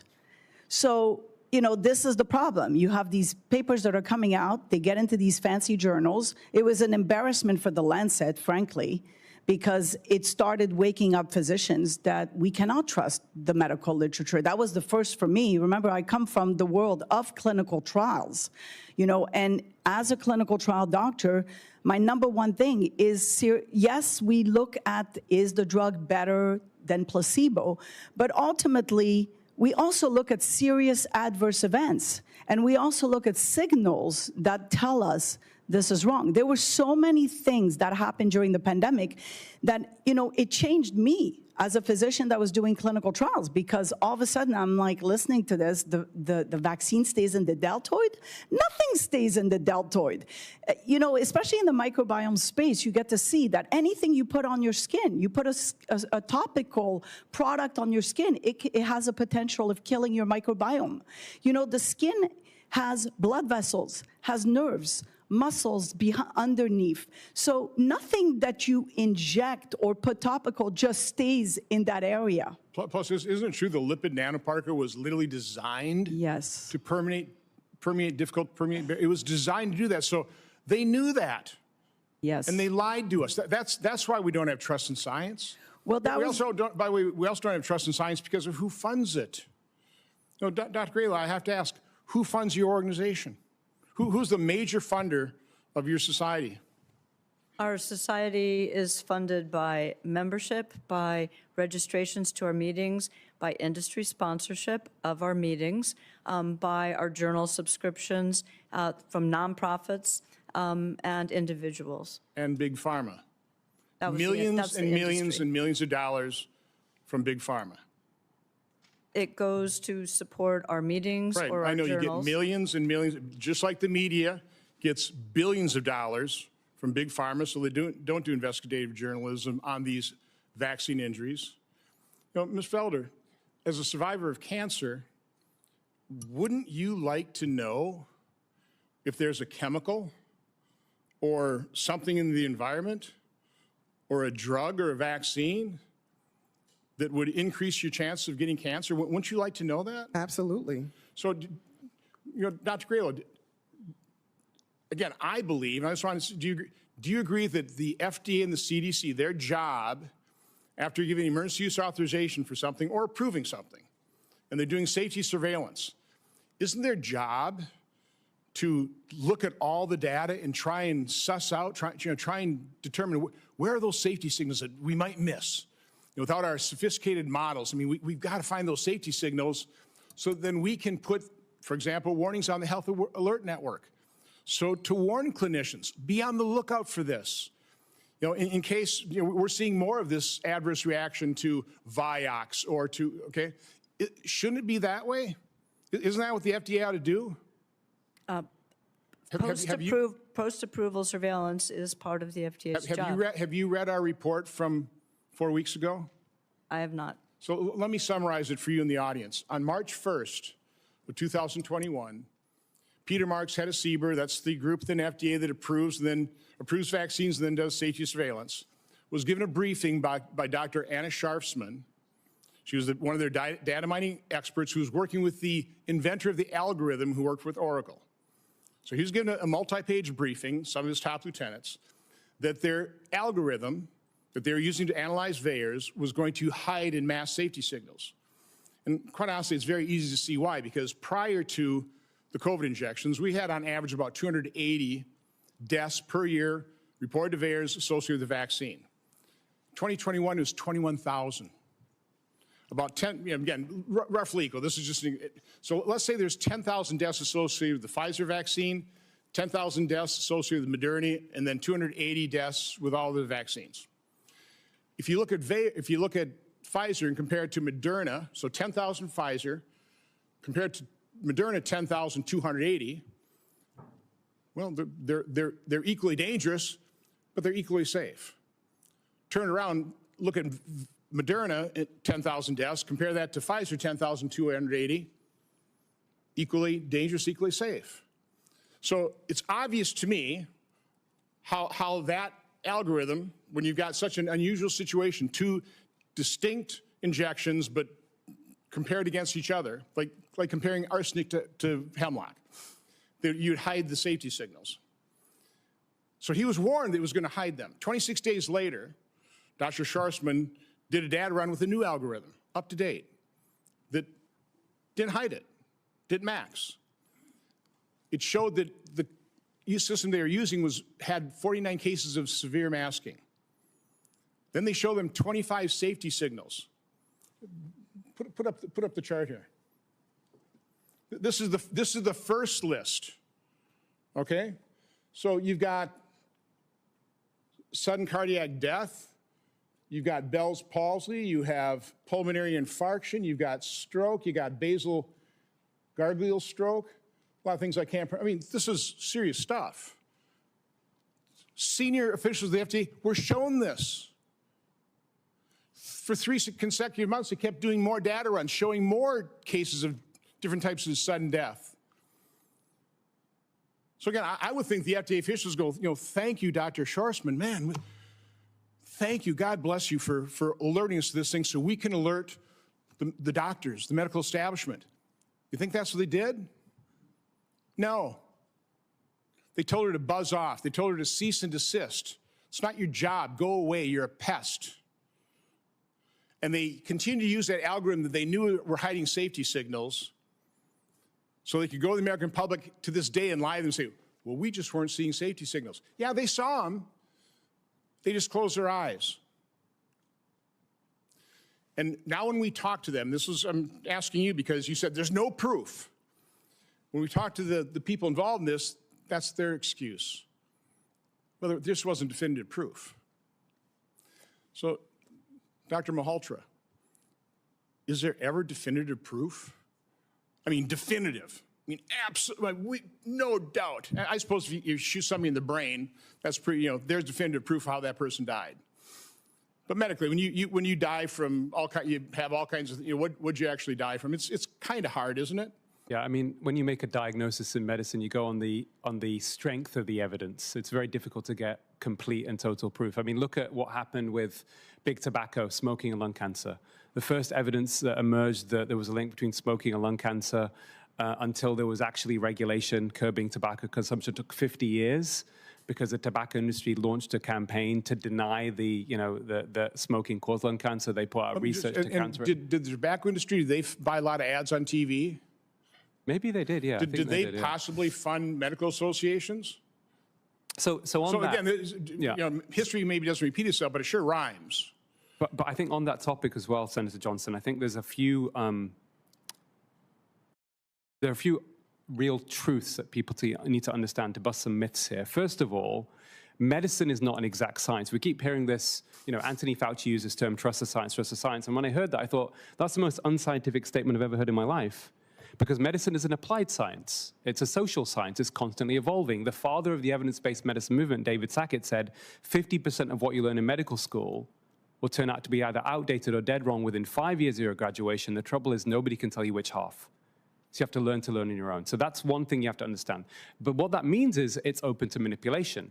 And if you look at the current status of the medical industrial complex, we have this misinformation mess. To quote John Ioannidis, professor of medicine at Stanford, the most cited medical researcher in the world, 2017, he wrote this paper, How to Survive the Medical Misinformation Mess. And he points out that 20 to 50% of all healthcare activity in the United States brings no benefit to the patient, is wasteful or harmful. And what is the main root cause of that problem? Because most doctors are unaware of the poor quality research that drives their clinical decision-making. The pharmaceutical companies they direct the agenda. They design the trials, they analyze their own research, they then give, summary results of their research to the regulators, such as the FDA, and in the UK, the MHRA. But the problem we've got now is that there's no open transparency and independence, because 50 to 65% of the funding of the FDA comes from big pharma. In the UK, 86% of the funding comes from big pharma. So what you've created is really a misinformation mess with biases all the way through down to the, what happens in the consultation room. And ultimately what happens is you have an exaggerated safety and benefit invariably of almost every single drug that has come on the market. And that's the real problem, the root cause of this issue that we're trying to deal with. So, Dr. Ladiri, I'm going to put up a chart that was inside an exhibit you'd presented to us. Again, you've been around for quite a few years. Now, Dr. Graylow, are you familiar with Dr. Ladiri in the cancer field? Absolutely, and I actually serve on the scientific advisory group for his WIN consortium for precision oncology. So would you consider him a highly respected oncologist and cancer researcher? I have always respected Dr. Ladiri. Well, somebody on PubPeer doesn't. So, Dr. Ladiri, why don't you quick explain what this chart shows, and again, the relationship to when you started publishing things like, maybe the origin of the coronavirus maybe isn't holding true. Maybe that was man-made. Is that about when that happened, about 2024? And all of a sudden you started getting all these requests for information on your past studies? Just kind of describe the torment you've gone through. So back in 2020, a paper was published in Nature Medicine in around April, and it has become controversial in terms of pointing to the origins. And that is when attacks started on social media. But we did some COVID research, and right from the beginning, as I said earlier, we know viruses cause cancer. The COVID virus needs to be studied for its links to cancer. And the COVID virus vaccine makes the spike protein. Now, there's a difference between COVID and HPV. The HPV vaccine... What's a vaccine? It helps people... COVID is literally gene therapy. But in the case of HPV, you're not vaccinating with E6. E6 targets P53. Okay. But again, address the ramp-up of attacks on you. Give me a timeline in terms of you publish something, all of a sudden these attacks begin. So 2024, we published some preliminary data that if you overexpress the spike protein in human cells, you attenuate, you block the tumor suppressor, P53. This is the most common tumor suppressor. And Big Pharma wouldn't like that, right? So all of a sudden you start getting attacked. Keep going with the...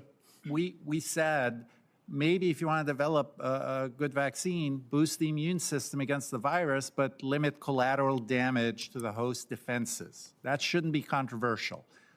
Attacks started and continued.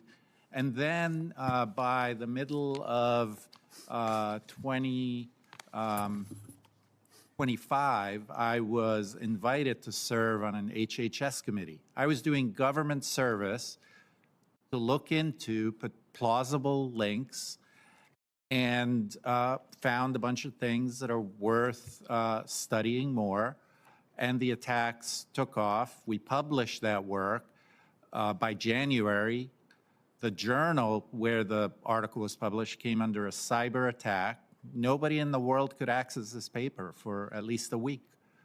Again, this is when I was connected with you and I started hearing just your, I would call it torment. You've been tormented. They're trying to destroy your career. They're doing a pretty good job of it, aren't they? I'll say a couple of things. All of these mounting concerns look concerning. They're piling up. What's going on? Most of them are trivial, in my view. I mean, One case was a typographical error in a supplementary table where we were looking at what does the body produce in people who have severe COVID.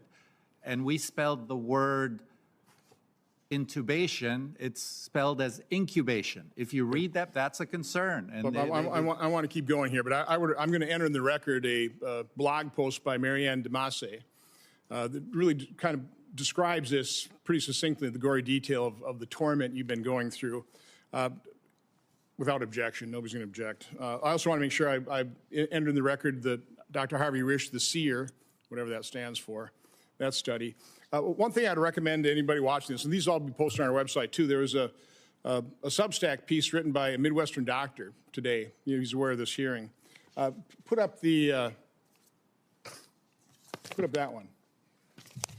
This is called, again, he's doing it for this hearing, They Rigged Clinical Trials, or How They Rigged Clinical Trials, and the price we all pay for it. I mean, I think that's the point.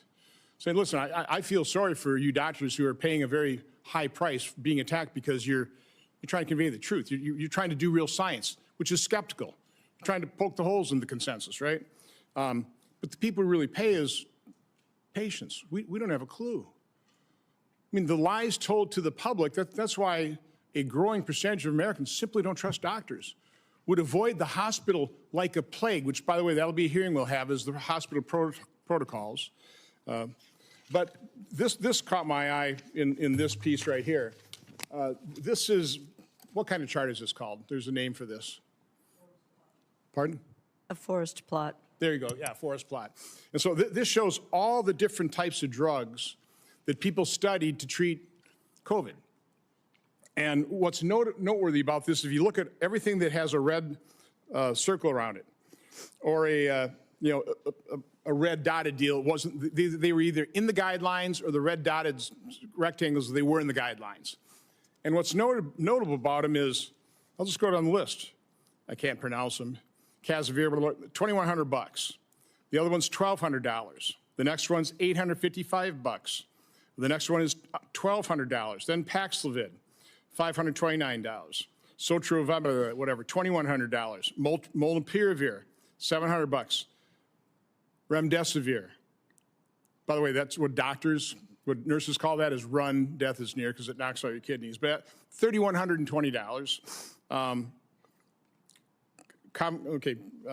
Last one was $5,000. But what's interesting is that with the forest plot, you get to,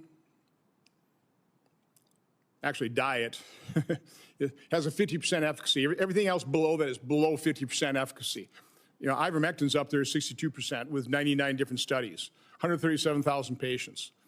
But again, this shows the corruption within our medical system. You know, random controlled trials, who can afford to run those? Dr. Hazen, I mean, you spend a lot on trials. I mean, you do a lot of, I would consider more observational trials, correct? I mean, onesies and, ends of n equals 1 or whatever? Well, right now, because I've kind of switched my my ways into looking more at the microbiome, but I mean, there was a time I was doing clinical trials for pharmaceutical companies, and yes, pharmaceutical companies pay a lot of money to do clinical trials. And what most people don't know and what the public doesn't know is that you don't know what's in Paxlovid. For all you know, it's a couple drugs that are off-label on the market, but it's a trade secret. And the problem with that is that now they can bring that trade secret into the public at a high price. So who controls that price, really? If you look at the stock market, you want who's investing in these pharmaceutical companies. These stocks, it's all about the price of the stock. So again, let's get back to your, so you had published out what I consider pretty important papers because, again, we were, you keep me up to date in terms of what you're doing. Pretty amazing stuff. I mean, you literally have nonverbal autistic children are talking. I've seen the videos, okay, and we couldn't do it because we couldn't pixelate the faces. But you've got a bunch of patients that you've treated with different maladies, ALS, you're keeping ALS patients alive? Yes, okay. 4.5 years. But yet you were putting, again, these are FDA basically approved or monitored trials, right? And you write the papers on it, goes through 8 months of peer review. why do you assume they were retracted? I mean, again, there's probably no definitive proof. You I mean, can't- what's your conjecture? You can't make a business out of something that's published to the public, unfortunately. And, pharmaceutical companies do spend a lot of money on clinical trials, and they expect to make their money back on capital expenditures, right, that they've spent. Which, by the way, just to plug the Midwestern Doctor, read this article because it shows you how they doctor, how they rig clinical trials. This is very interesting read. Okay, so if you're watching the hearing, read this one. I've been in the clinical trial business, Senator, for 3 decades. I know all the tricks. I understand. That's why I'm asking you to convey a couple. Yes. So unfortunately, I've always stood by one thing. Good drugs come out and bad drugs stay out, okay? When a research is done poorly, it's time to get that drug out of the market, okay? I think we can all agree, as we still have COVID amongst us, COVID has not disappeared, that these vaccines have not done what they were supposed to do, right? They have not eradicated the virus, right? We still have COVID amongst us. So therefore, we have to kind of look at, well, how do we get better? How do we get better as society? How do we stop killing the microbiome, and how do we improve the microbiome? Science is only as good as science is today until the new technology comes along. But when you destroy the new technology that's trying to come out, that's trying to say, hey, look at me, I'm the microbiome, and you're suffocating that and you're censoring that, you're not allowing it to progress, and you just stop science. So you just alluded to my 2 twins that resumed speech after 9 months of manipulating the microbiome to improve their microbiome, to get rid of the bad microbes, to improve their microbiomes. Do you know how many parents are asking me, can you publish that? I can't publish. Do you want to know why I can't publish or tell the data? And I have to publish because if I want to convince my peers to do what I'm doing so they can reproduce the data, I have to publish. So I can't just be on social media and say, hey, look at what I need to do. So why don't you publish it? I can't publish. I've had 4 papers, science Because they retract them. But it's a story, right? Science is a story untold, right? Imagine you're reading a book and you want to know the end of the story, but somebody removed chapter 4 and chapter 8 from your story. It's no longer a story anymore. You've lost the characters. This is the microbiome is a story. It's a story of discovery. It's a story of finding COVID in the stools. It's a story of discovering loss of bifidobacteria in severe COVID patients. It's a story of noticing that loss of bifidobacteria happened to be in invasive cancers. It's a story of the messenger RNA killing the bifidobacteria. Therefore, you have to ask questions. Is the vaccine killing the bifidobacteria? Are these people low in bifidobacteria and therefore possibly getting... But again, my question was, why do you think your studies were retracted? I mean, what powerful interests were you threatening? Well, who didn't want your studies out there? People that are benefiting from the price of the stock from pharmaceutical products developed. Treatments that aren't curing the diseases, basically. Yes. They don't want precision medicine. This is one of the better charts, and this is from way back in 2021. The blue lines, looks like one great big blue blob, those are daily new cases. And you'll notice they peaked about January 2021, just as we started the uptake of the COVID injection. Now, the pandemic was definitely, I'd say, petering out, right? You would think if the injection was that effective, that would have just continued in pandemic over, right? That didn't happen. Now, I do remember, again, contacting all these doctors, that there were vaccinologists, immunologists that were saying that the worst thing you can do in the midst of a pandemic is do a mass vaccination. It was going to drive variants. And so we had Delta, then we had Omicron. I mean, is that what happened? I do know probably that the people that were publishing those studies or those papers were probably attacked. They were dismissed, kooks. But again, does that chart look like success of the injection? Dr. Dalglish, what do you think of what happened in terms of the different variants and I think that chart says it all. I'd just like to point out that we suffered from people running this pandemic, the response to it, who clearly didn't understand basic aerosol respiratory diseases. They always go in cycles and in peaks and troughs till they peter out. So each following wave of infection gets less dangerous and sometimes more infectious like Omicron, but less of a problem. And one of the big mistakes that was made in handling of this pandemic is that, so I speak from the English data, which I know well, I suspect there's parallels, is we introduced lockdown just as the first wave was disappearing. So they gave credit to the lockdown.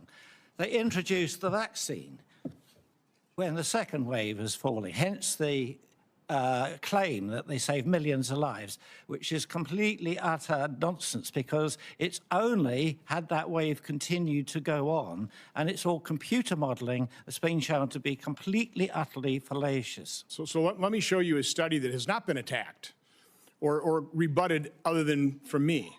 And you talked about saving millions of lives. You know, our ranking member here in a couple of hearings ago, and I'll enter this in the record. This is the study from the Commonwealth Fund, claiming that in 2021, 2022, 3.2 million lives were saved.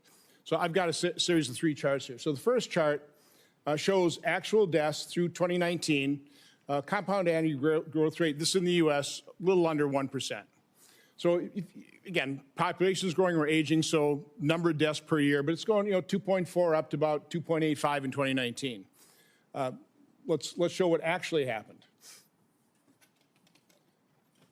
So here, actual deaths through 2024. So obviously in 2020, went from about 2.9 to 3.4. About 500,000 people died during COVID without a vaccine. Now, again, I would say if the vaccine was effective, particularly when new cases have pretty well plummeted by January of 2021, you'd see deaths go down in 2021. That's not what happened. We ended up with 3.5 million deaths. Came down a little bit more in 2022 to 3.3. So you got to go, well, where's the 3.2 million lives saved? Next chart. You would have to, in order to make this claim in this completely BS paper. I mean, again, I'm not a medical researcher. I mean, I'm not a troll on pub here. I'm just a lowly accountant who can do simple math and produce some charts. You would have to assume we would have gone from 2.85 million deaths in 2019 and expected 5 million deaths in 2021 and 2022. With a vaccine available, was going to end the pandemic. And this paper still stands. A United States senator used this as a proof. No offense, but he brings in doctors who believe that mRNA was actual mRNA and not modified, not to be degraded in the body. Don't have a clue that it biodistributes all over the body. Really doesn't understand the mechanism that could cause cancer. But again, they just make these 3.2 million lives. I mean, obviously, you knuckleheads that are talking about vaccine injuries, you don't understand the benefit. 3.2 million lives saved. How can you spread this disinformation? I'm sorry, the disinformation's from the other side. As I said, I don't deny that vaccines can save lives. I'll deny that they save 3.2 million. There's no way. There's no way. And again, the point being here, this study, because it conforms to the narrative. I'm sure Pfizer, Moderna love this study because they just got approved for another booster without any review of the vaccine, of the injection injuries, not a review, even though Aaron Siri begged them to. Just look at it. Put up the VAERS chart one with 21 million deaths.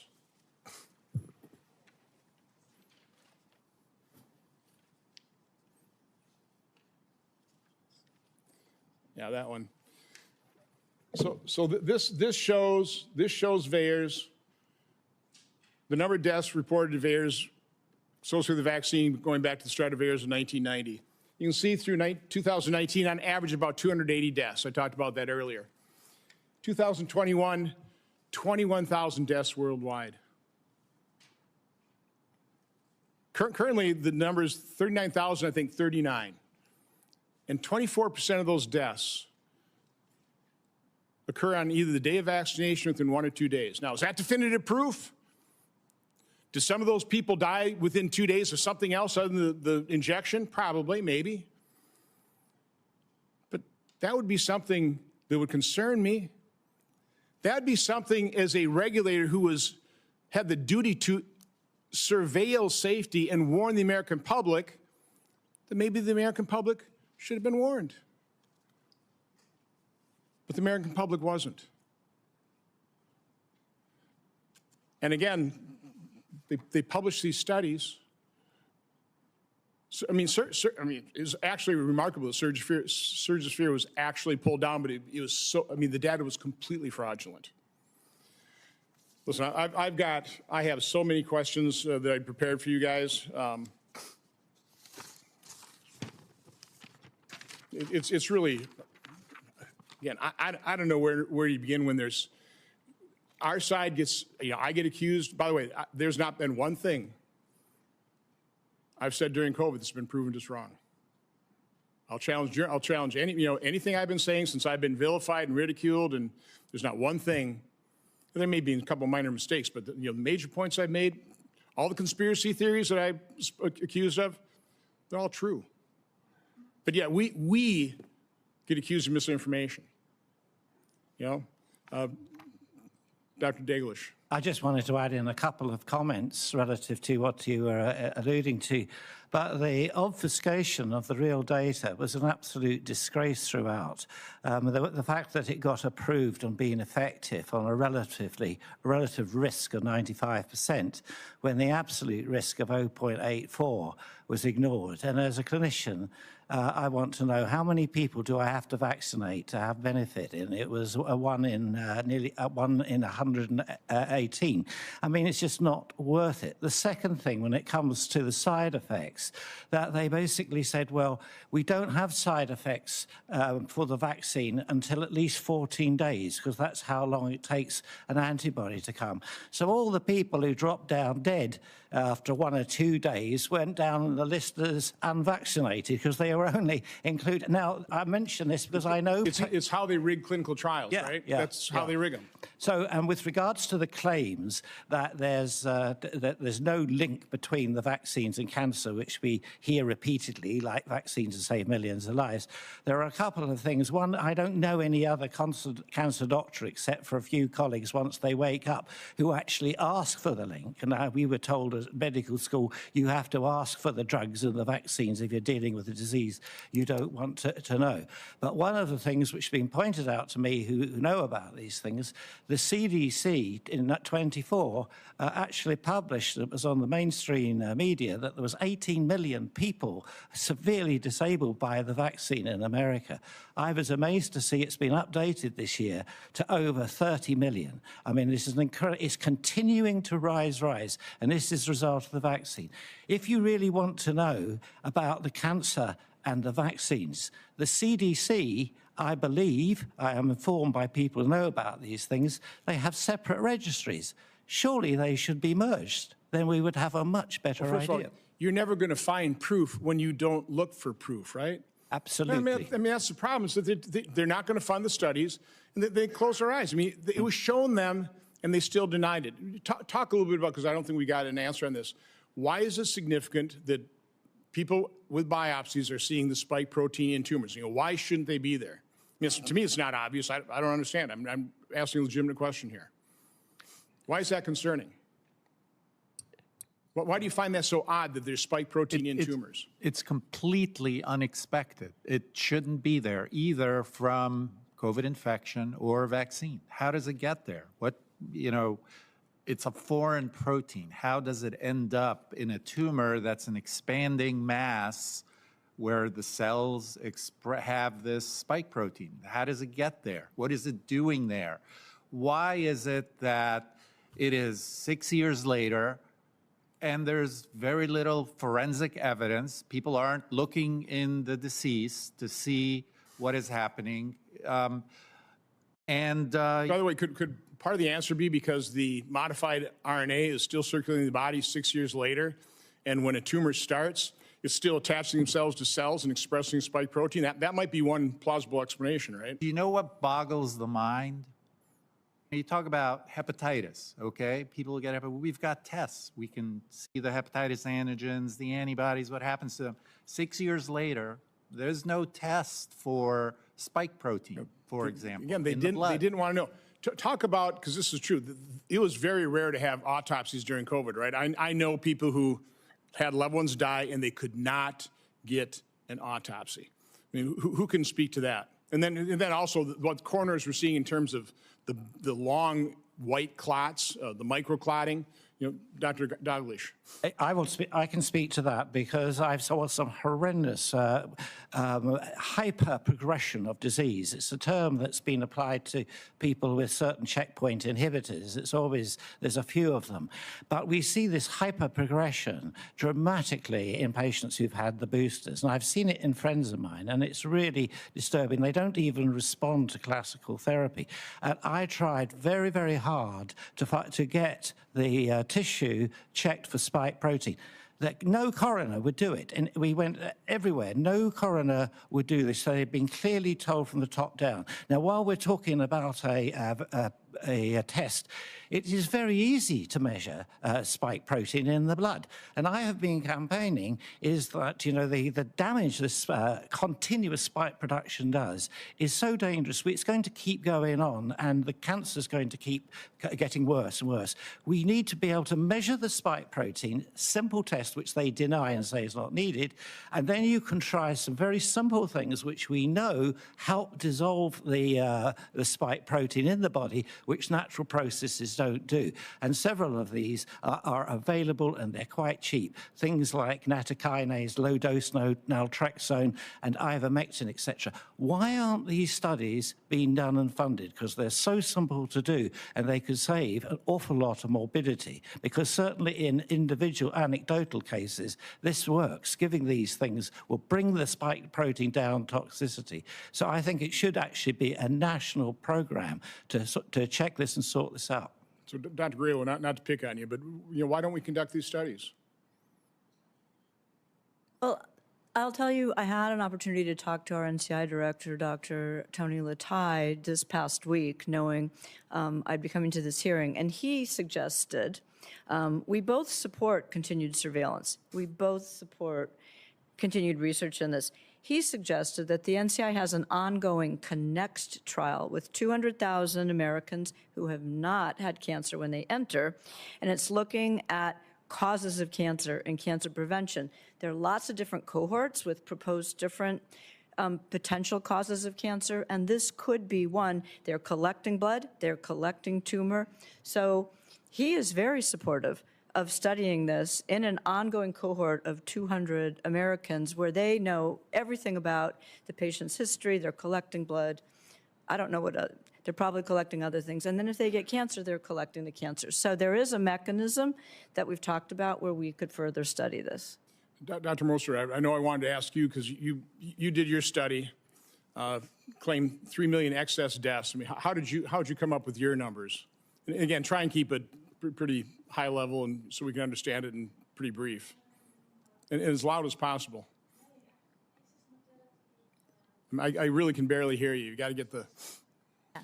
No, in our study, we assessed excess mortality as the deviation between the reported number of deaths in a country during a certain week or month in 2020 until 2020, and the expected number of deaths in a country for that period under normal circumstances.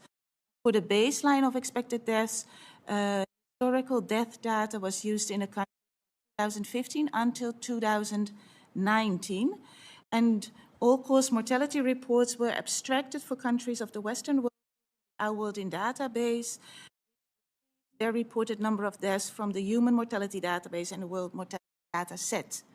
And again, all you did is publish your results. Yeah. And so we're not saying anything causes. It's just this is something that ought to be looked into.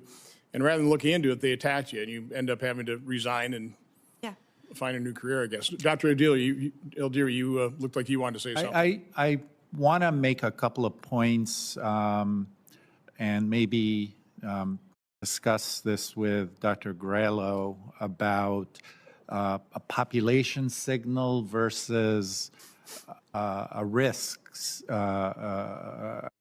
of developing cancer or other diseases. So we know in medicine that everybody has different risks. And one of the questions that I think is important to answer is, what is a specific patient's risk of side effects from the COVID vaccine? And what is the risk of cancer, however infinitesimal it would be? You know, the numbers really matter. Many decades ago, my daughter was born and she had a hypoxic brain injury during her birth. And nobody ever told me about what those risks were. Is it 1 in 100, 1 in 1,000, 1 in 10,000? I didn't know, and I'm a doctor. And I have to live with those consequences for the rest of my life. If I knew there was a chance of this that could have been prevented by a C-section, I would have had that done, and my daughter could be a beautiful person, functional in society.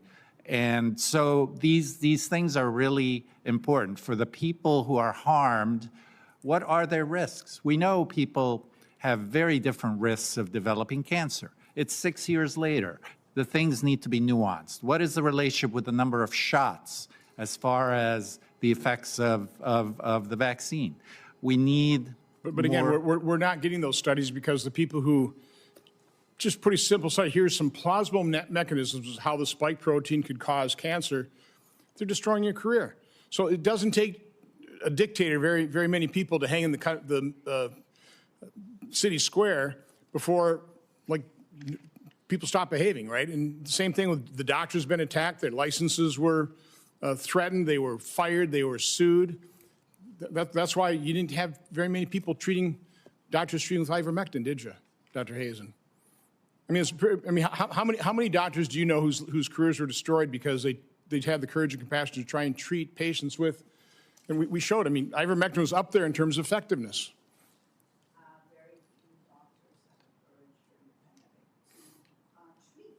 Oh, it's kind of hard to blame him, isn't it?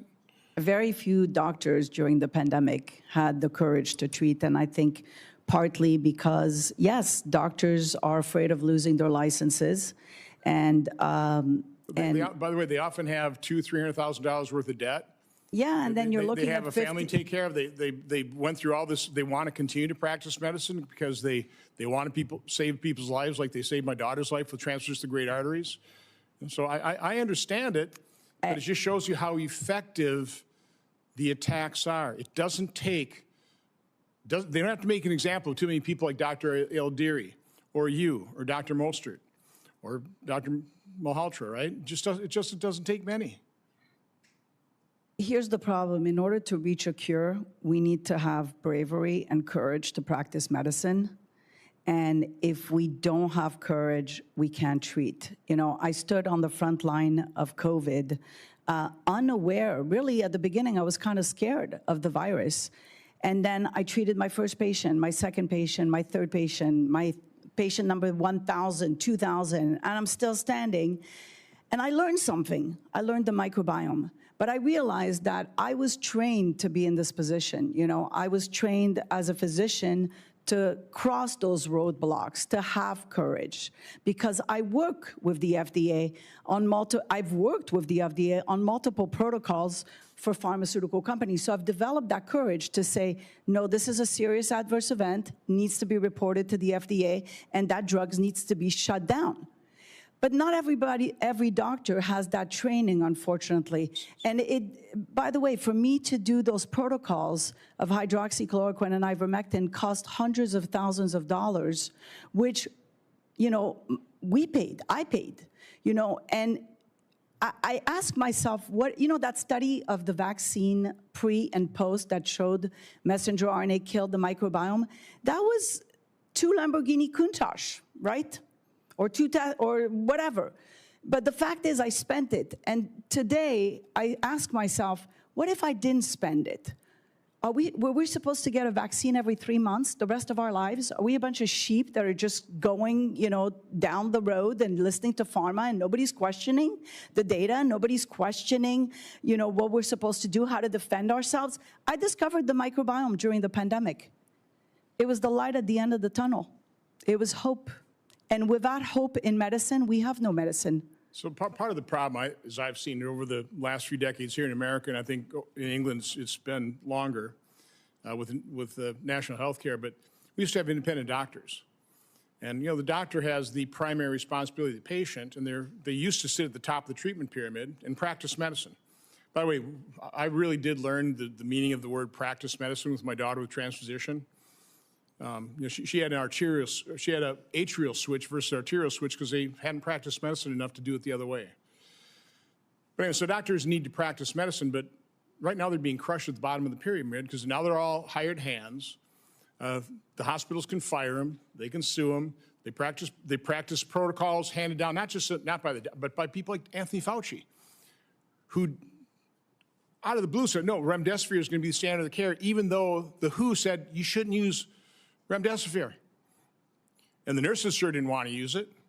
But man, was it profitable for the hospitals, for the drug companies. Again, that's what the American public has to understand is the corruption of medicine, of medical education, of science, of medical, it's been corrupted. And it's awful. It's got to be fixed. But the only way we fix it is if we own up to it and we admit it. And that's really what this hearing is about, is let's come to terms with how broken this system is and how you're only going to get the studies that's going to confirm Big Pharma and their patentable drugs that has driven up the cost of health care. We're not curing diseases, we're treating it at a very high profit level. And I come from the private sector. When I first ran in 2010, my campaign guy said, never say that again. I said, what? I'll defend Big Pharma and Big Oil. Am I the only one that wants a new life-saving drug? We need medical researchers. We need drug companies to do this. But man, we need, first and foremost, integrity restored to science because it doesn't exist. I don't think it exists anymore.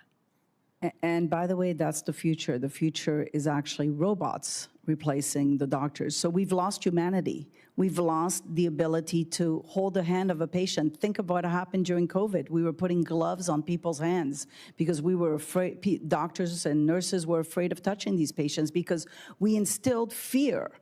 Because fear sells products. I talked to a senior surgeon, older guy like me, would be scared to death of undergoing surgery now. Because young surgeons, they don't touch patients anymore. They use robotics and stuff, and just don't. They haven't got the just depth of skill of feeling what you need to feel to be an effective surgeon. It's scary stuff. We need to, here's what also scary. And Ms. Felder, you understand this. Being a cancer patient. Again, having lost confidence, knowing how they sabotage early treatment with cheap generic drugs, there is a observational study. Actually, Dr. Harvey Risch is one of the authors, as is Peter McCulloch. And it's apparently 200 cancer patients treated with ivermectin and mebendazole. So I've got some oncologists here. I mean, is that something you're willing to take a look at? Because trust me, I know people have cancer, and they are looking for anything other than the poison that chemotherapy is. Might extend your life a little bit, but and I know we're making some progress and stuff, but man, that's a nasty cure. People are begging for, again, true science. Take a look. I mean, are some of these things effective? I mean, this looks pretty effective, but I'll go to the oncologist here, Dr. Dalgish. I mean, is that something you think has promise, or are there other, peptide? I mean, I've heard all kinds of things here. Dr. I think it's Buzinski. Kessler tried to destroy him, but he's still practicing down in Texas. Just talk about alternate treatments of cancer. Well, one of the things about cancer is that what you can use is very limited to what Big Pharma are going to choose and do. And we know that it's not done for the benefit of the patients, it's done for the benefit of the markets that they create. And I've heard 3 people from Big Pharma all tell me they're not interested in cures, they're interested in the markets. And that brings us to the attention of what the patients actually want. And the patients want sort of cheap, non-toxic drugs that might work. And the most amazing thing is that if you look and scratch the surface, we have an enormous number of them that are really quite effective. And I make no bones about it. I'm very interested in low-dose naltrexone, which seems to enhance people with cancer to any other chemotherapy, immunotherapy, etc. But there are many, many others out there, artesunate, etc., that have been shown to have interesting anti-cancer activity. So they're being repurposed. And of course, the two big ones are ivermectin. And people forget this. Ivermectin, we were told we were not to use it, certainly during the pandemic. Now we know why, because it was the most effective drug by far, with a few competitors, but it was so good. And in two extreme cases myself, I authorized it to be used. People did not want to go into hospital, even though they were breathless, because they were convinced they were going to die if they went in, and I think they were probably right. But within 24 hours, they're both much, much better. And then Pierre Corey, of course, has written a beautiful book, The War on Ivermectin. Now, it looks like some of these people had cancer, and that there is a real role for looking at these anti-parasite things. But do they have a chance? I mean, I'll go to Dr. Do these therapies have a chance? I mean, with Big Pharma, again, demanding random controlled trials, forget the observational stuff, only expensive patentable drugs. I stay open-minded. I mean, just up the road from here at Johns Hopkins, one of my colleagues has been looking at mebendazole for brain cancer. I mean, these agents do affect the immune system, and we need to learn about them and study them. How are we going to do this? I mean, we're going to make this available to the people who just want to try something different? I mean, again, people are having, I know they can't get these kind of treatments. They have to go to just a very few doctors who are willing to do it. I mean, the cancer centers won't do it. Is that largely true? I mean, Dr. Graylow, I'm really not picking on you now. What can we do? I mean, is this something that your society is looking at? I mean, would they look at, cheap generic drugs that don't have the type of toxicity that some of these chemotherapies have? I think this speaks to the role of the need to sustain federal funding. I agree. Industry is not going to do those trials. They don't have a vested interest in it. These are cheap drugs. These are the kinds of trials that our government should fund. By the way, I completely agree, as long as that funding isn't corrupted in some way, shape, or form, I will tell you that at last year's big annual meeting, we had very preliminary data in a subset of breast cancer looking at an immune checkpoint inhibitor with ivermectin added. It showed there were some responses. It did not prove the responses were any higher than if it was immunotherapy alone, but they proved a safe dose and combination, and that trial, which is federally funded, will continue to try to see if it was more than the immunotherapy alone. I'll just tell you, because patients are just begging for it. They really are. They just, a lot of people are just, I'm not going to be treated at all. Dr. Hazen. You started the Right to Try Act, and that's exactly why the Right to Try Act was designed for. Unfortunately, the Right to Try Act is very difficult to allow terminal patients to have access to anything. Personally, a person that's dying should have access to anything they want. My only concern... The reason it's not as effective is because we had to water it down so the Big Pharma wouldn't tank it. That's the truth. We had to back it way down, make it pretty exclusive, so the primary benefit of Right to Try is the title. Okay. Yes, but the paperwork to get that right to trial approved for a patient is very difficult for a practitioner to do.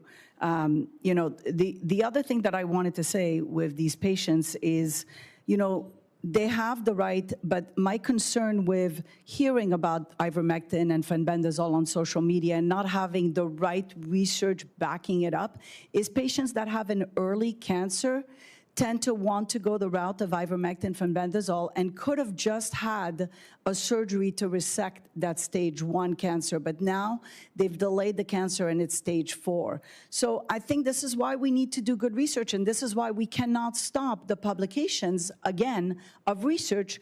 And I want to encourage all these physicians that are out there using ivermectin and mebendazole to publish Publish your data so that we, the physicians that are doing clinical trials, can criticize it. It doesn't have to be retracted. It could stay there so someone else can come in and say, you know what, I proved that person wrong and it didn't work. I mean, don't you think doctors themselves, you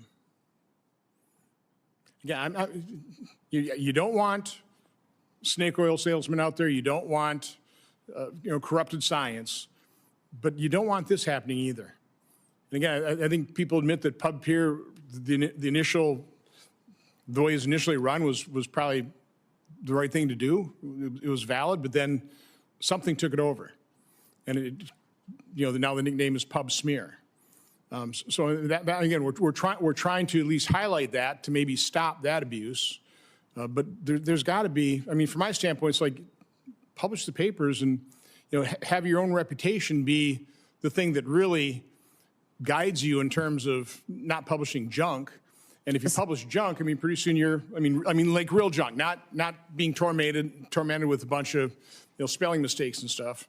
The medical community is very critical of papers to begin with. And if a paper passes peer review, it needs to stay. But talk about peer review, because we've talked about this. Yes. I mean, that's not exactly pure either, is it? Because you don't have any control who those peers are, and you'll sometimes get peers that have a different patent or a different drug, and they want to destroy your research.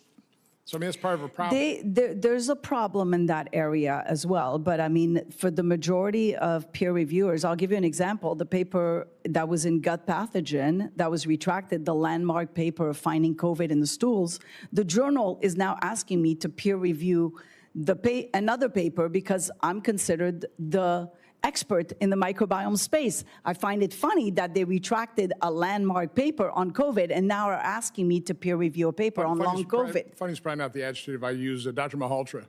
Yeah, I just want to make one really important point here is that, when it comes to randomized controlled trials, when, doctors are making decisions on non-transparent data, the peer reviewers of those trials don't have access to the raw data.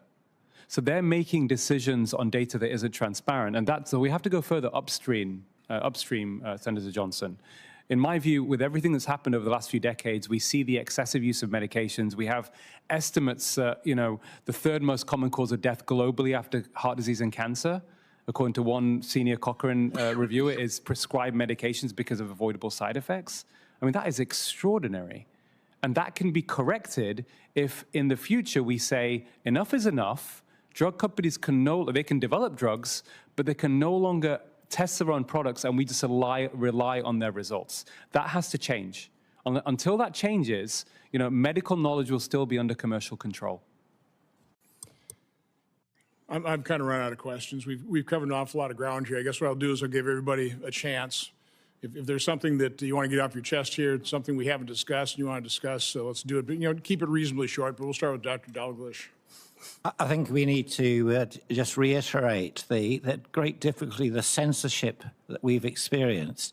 I mean, right at the beginning, my colleagues and I noted that the sequence of the virus clearly had positive inserts into it, and this meant that it come from the laboratory. There could be no other explanation. And we submitted it to the journals, and they all rejected it with exactly the same thing. We have no problem with the science. It is not in the public interest.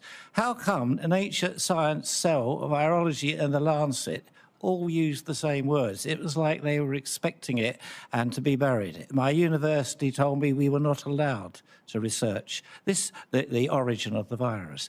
It's a suppression of something that I thought was probably going into Stalin's communism or something. We were no longer allowed to discuss the truth, to discuss science, even if it was flawed, to discuss with other people. It was completely verboten. I've never thought that I would ever come to see that, but it has not stopped.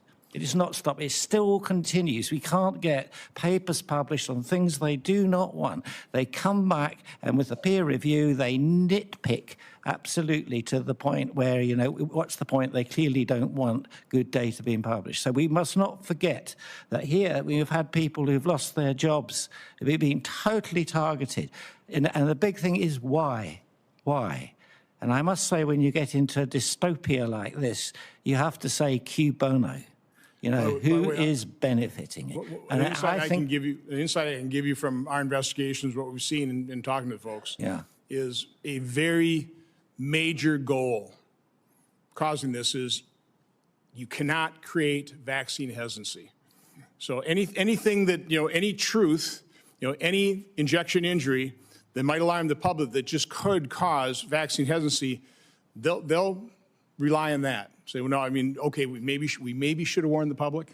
Okay, but had we warned the public, that would have created vaccine hesitancy. And again, because we saved 3.2 million lives, we certainly can't deny people that injection because, okay, that's, I mean, I think that is driving a lot of this.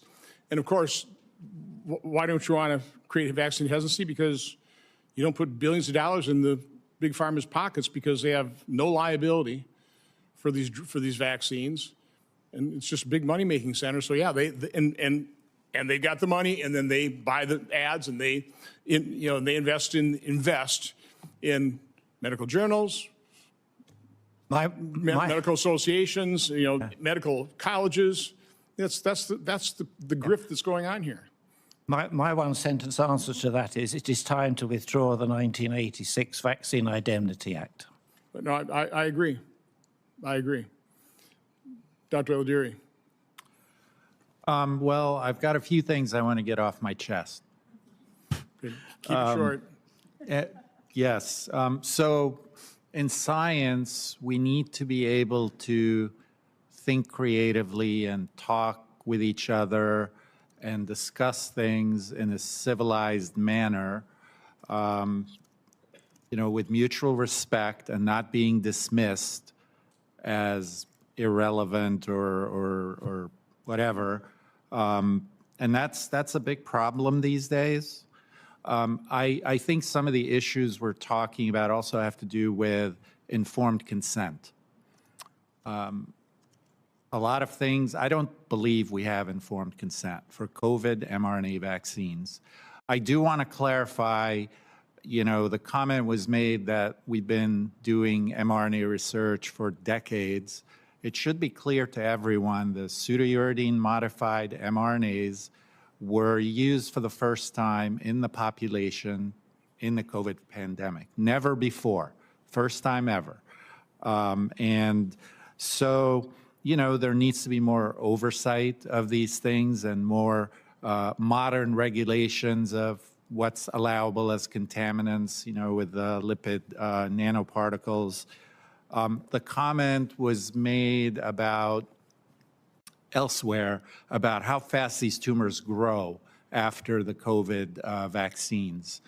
And I will say that we've known for a number of years, one of my colleagues, Dr. Razel Kurzrock, one of the premier clinical trialists in the world, noticed that people who get cancer immunotherapy, a small percentage of them, their tumors grow. It's called hyperprogression. I don't use the term turbocancer, but hyperprogression is understood. And there's also pseudoprogression that happens when people get cancer immunotherapy. And you have to tell the difference between those two, because the pseudoprogression is a mass that looks like it's getting bigger because the immune system is fighting it. And so, some of the things that have been reported of these tumors that seem to be popping up and growing really quickly, that may not all be tumor cells that are dividing. I mean, it's the immune cells that are going in there. You get these swellings. And in the end, most of us probably carry cancer cells in our body that are being eliminated by our immune system.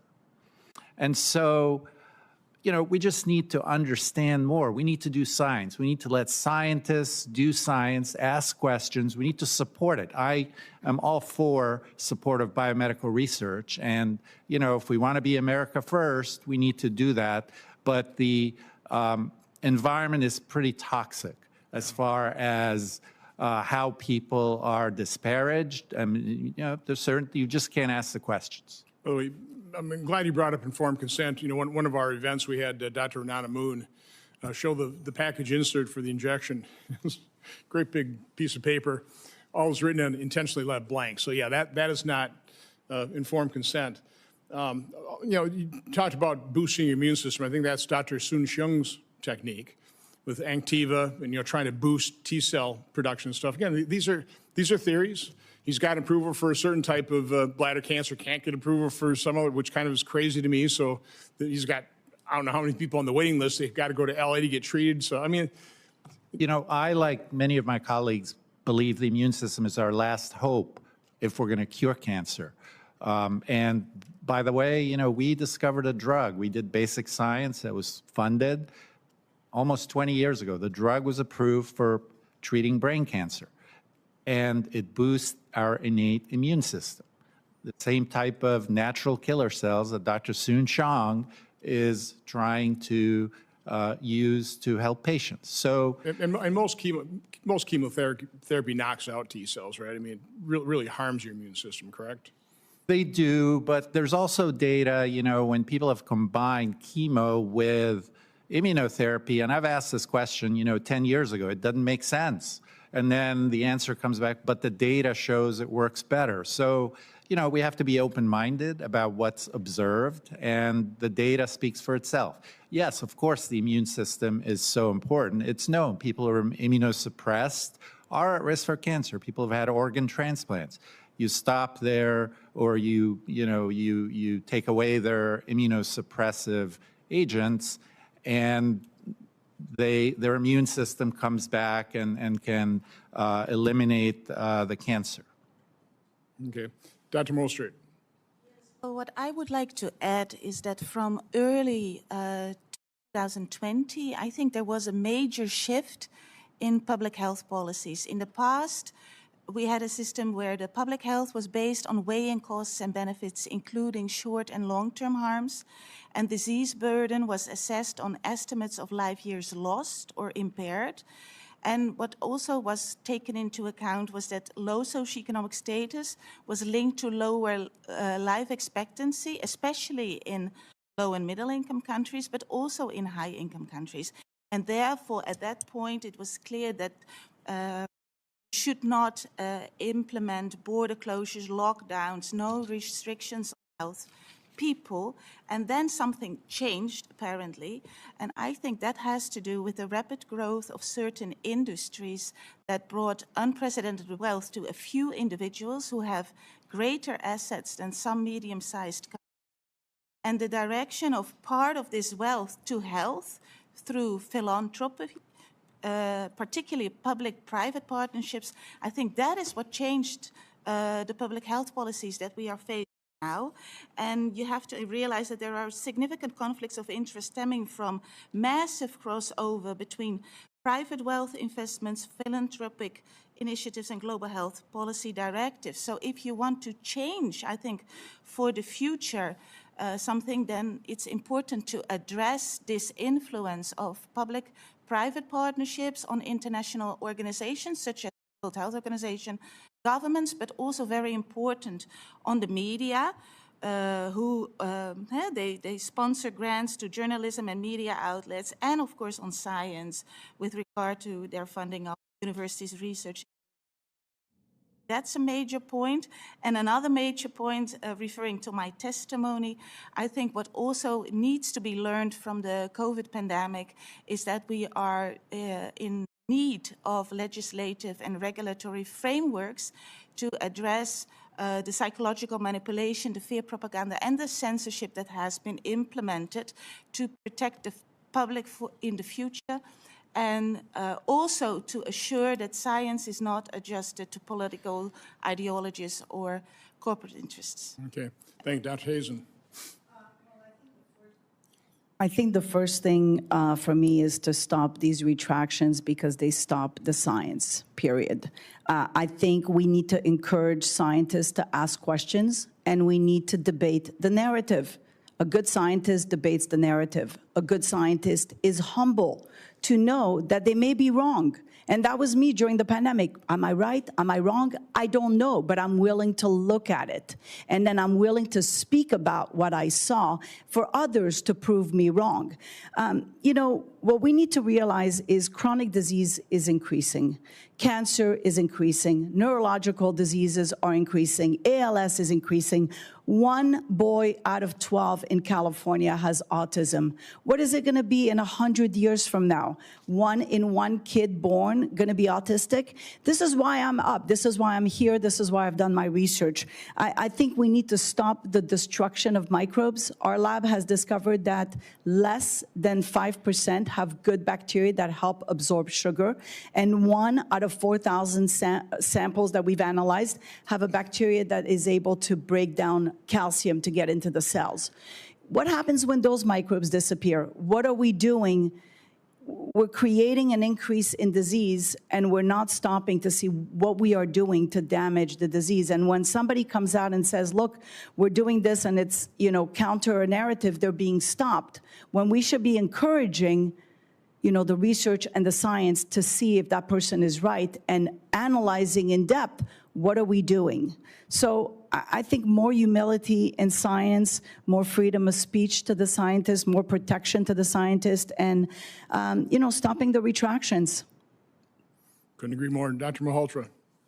I just want to reiterate what Dr. Eldiri said, really, around the issue of informed consent. And I'll give you one example that a lot of people may resonate with. So, and this is my area of expertise where I've done research specifically. Between 200 million and 1 billion people globally are prescribed a drug called statins. These are cholesterol-lowering drugs. Now, if you are at a low risk of heart disease, which is most of these people prescribe statins, your benefit over a 5-year period, looking at the totality of evidence, is 1%. There is a 1 in 100 chance, if you take that drug religiously, it'll prevent you having a heart attack or stroke, but without prolonging your life. If you are older than 75, and I use the example, and if you'd allow me to do so, on publicly available data, we know that President Trump is in excellent health. But what I find a bit confusing is the fact that we look at people, somebody like President Trump who's over 75 without any evidence of significant vascular disease, no evidence of significant heart disease or stroke, etc. The benefit for someone like President Trump taking a statin is 1 in 446. So we have to treat 446 people over 75 to prevent 1 heart attack. He's also taking aspirin. And I was looking at this recently released data on President Trump, what he's taking. And again, if you don't have any significant vascular disease, your risk of a fatal bleed is significantly higher than preventing a heart attack. The point I'm making here, and I'm hoping President Trump is aware of this, but I suspect he isn't, is no one is immune to medical misinformation, not even the president. So the system is actually more powerful than any individual, and that's what we're dealing with. So collectively, we have to sort this out together. Dr. Graylow. I think every single one of us on this panel wants what's best for our patients. And I think our 50,000 members of our professional society of physicians who treat cancer patients want what's best for our patients. I think we also agree that we need to understand the risks and the benefits of any vaccine, of any drug, of any treatment, and the risks and benefits can be different depending on the person as well. They can be individualized.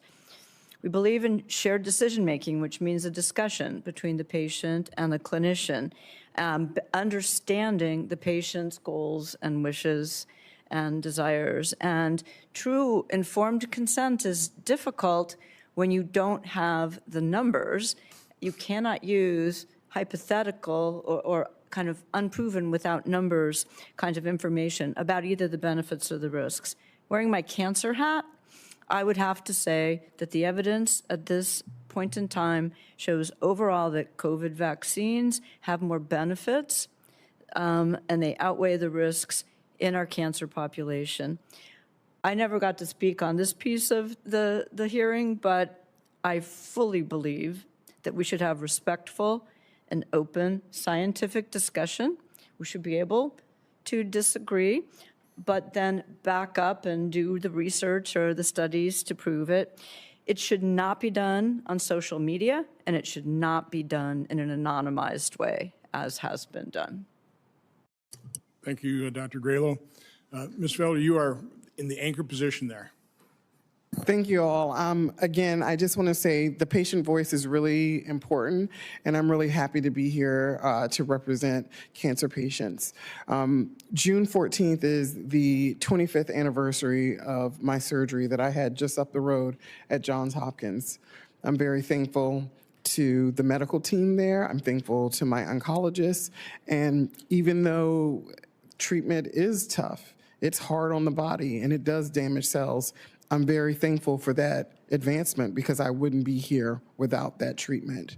I want science to continue to advance so that we have more options for patients, and I'd like for the federal government to help those scientists and back that science and also the research. Thank you. I appreciate that. And again, it's about the patients. In the end, it's about the patients. And as a potential one myself, I don't know what to believe. That's part of the problem. It's like, who do you believe? Who do you turn to? And so, as I've said repeatedly, I think the number one job of RFK Jr. is to restore integrity to science. And that's really the main purpose of this hearing, is to just show that there's been corruption. It's not good. And I agree with you completely, Dr. Grelo. Again, I was hoping this could be, as collaborative between, you experts here as possible. And I just find a lot more areas of agreement than disagreement here, and that's encouraging, and that's what we need to keep seeking for. But don't just dismiss, don't try to destroy people's lives when they disagree. If there's a one-word definition of science, I think it's skepticism. It's what's driven science throughout history. You need the skeptic. You need somebody looking like, okay, I know you guys are pretty certain about that, but not looking good to me.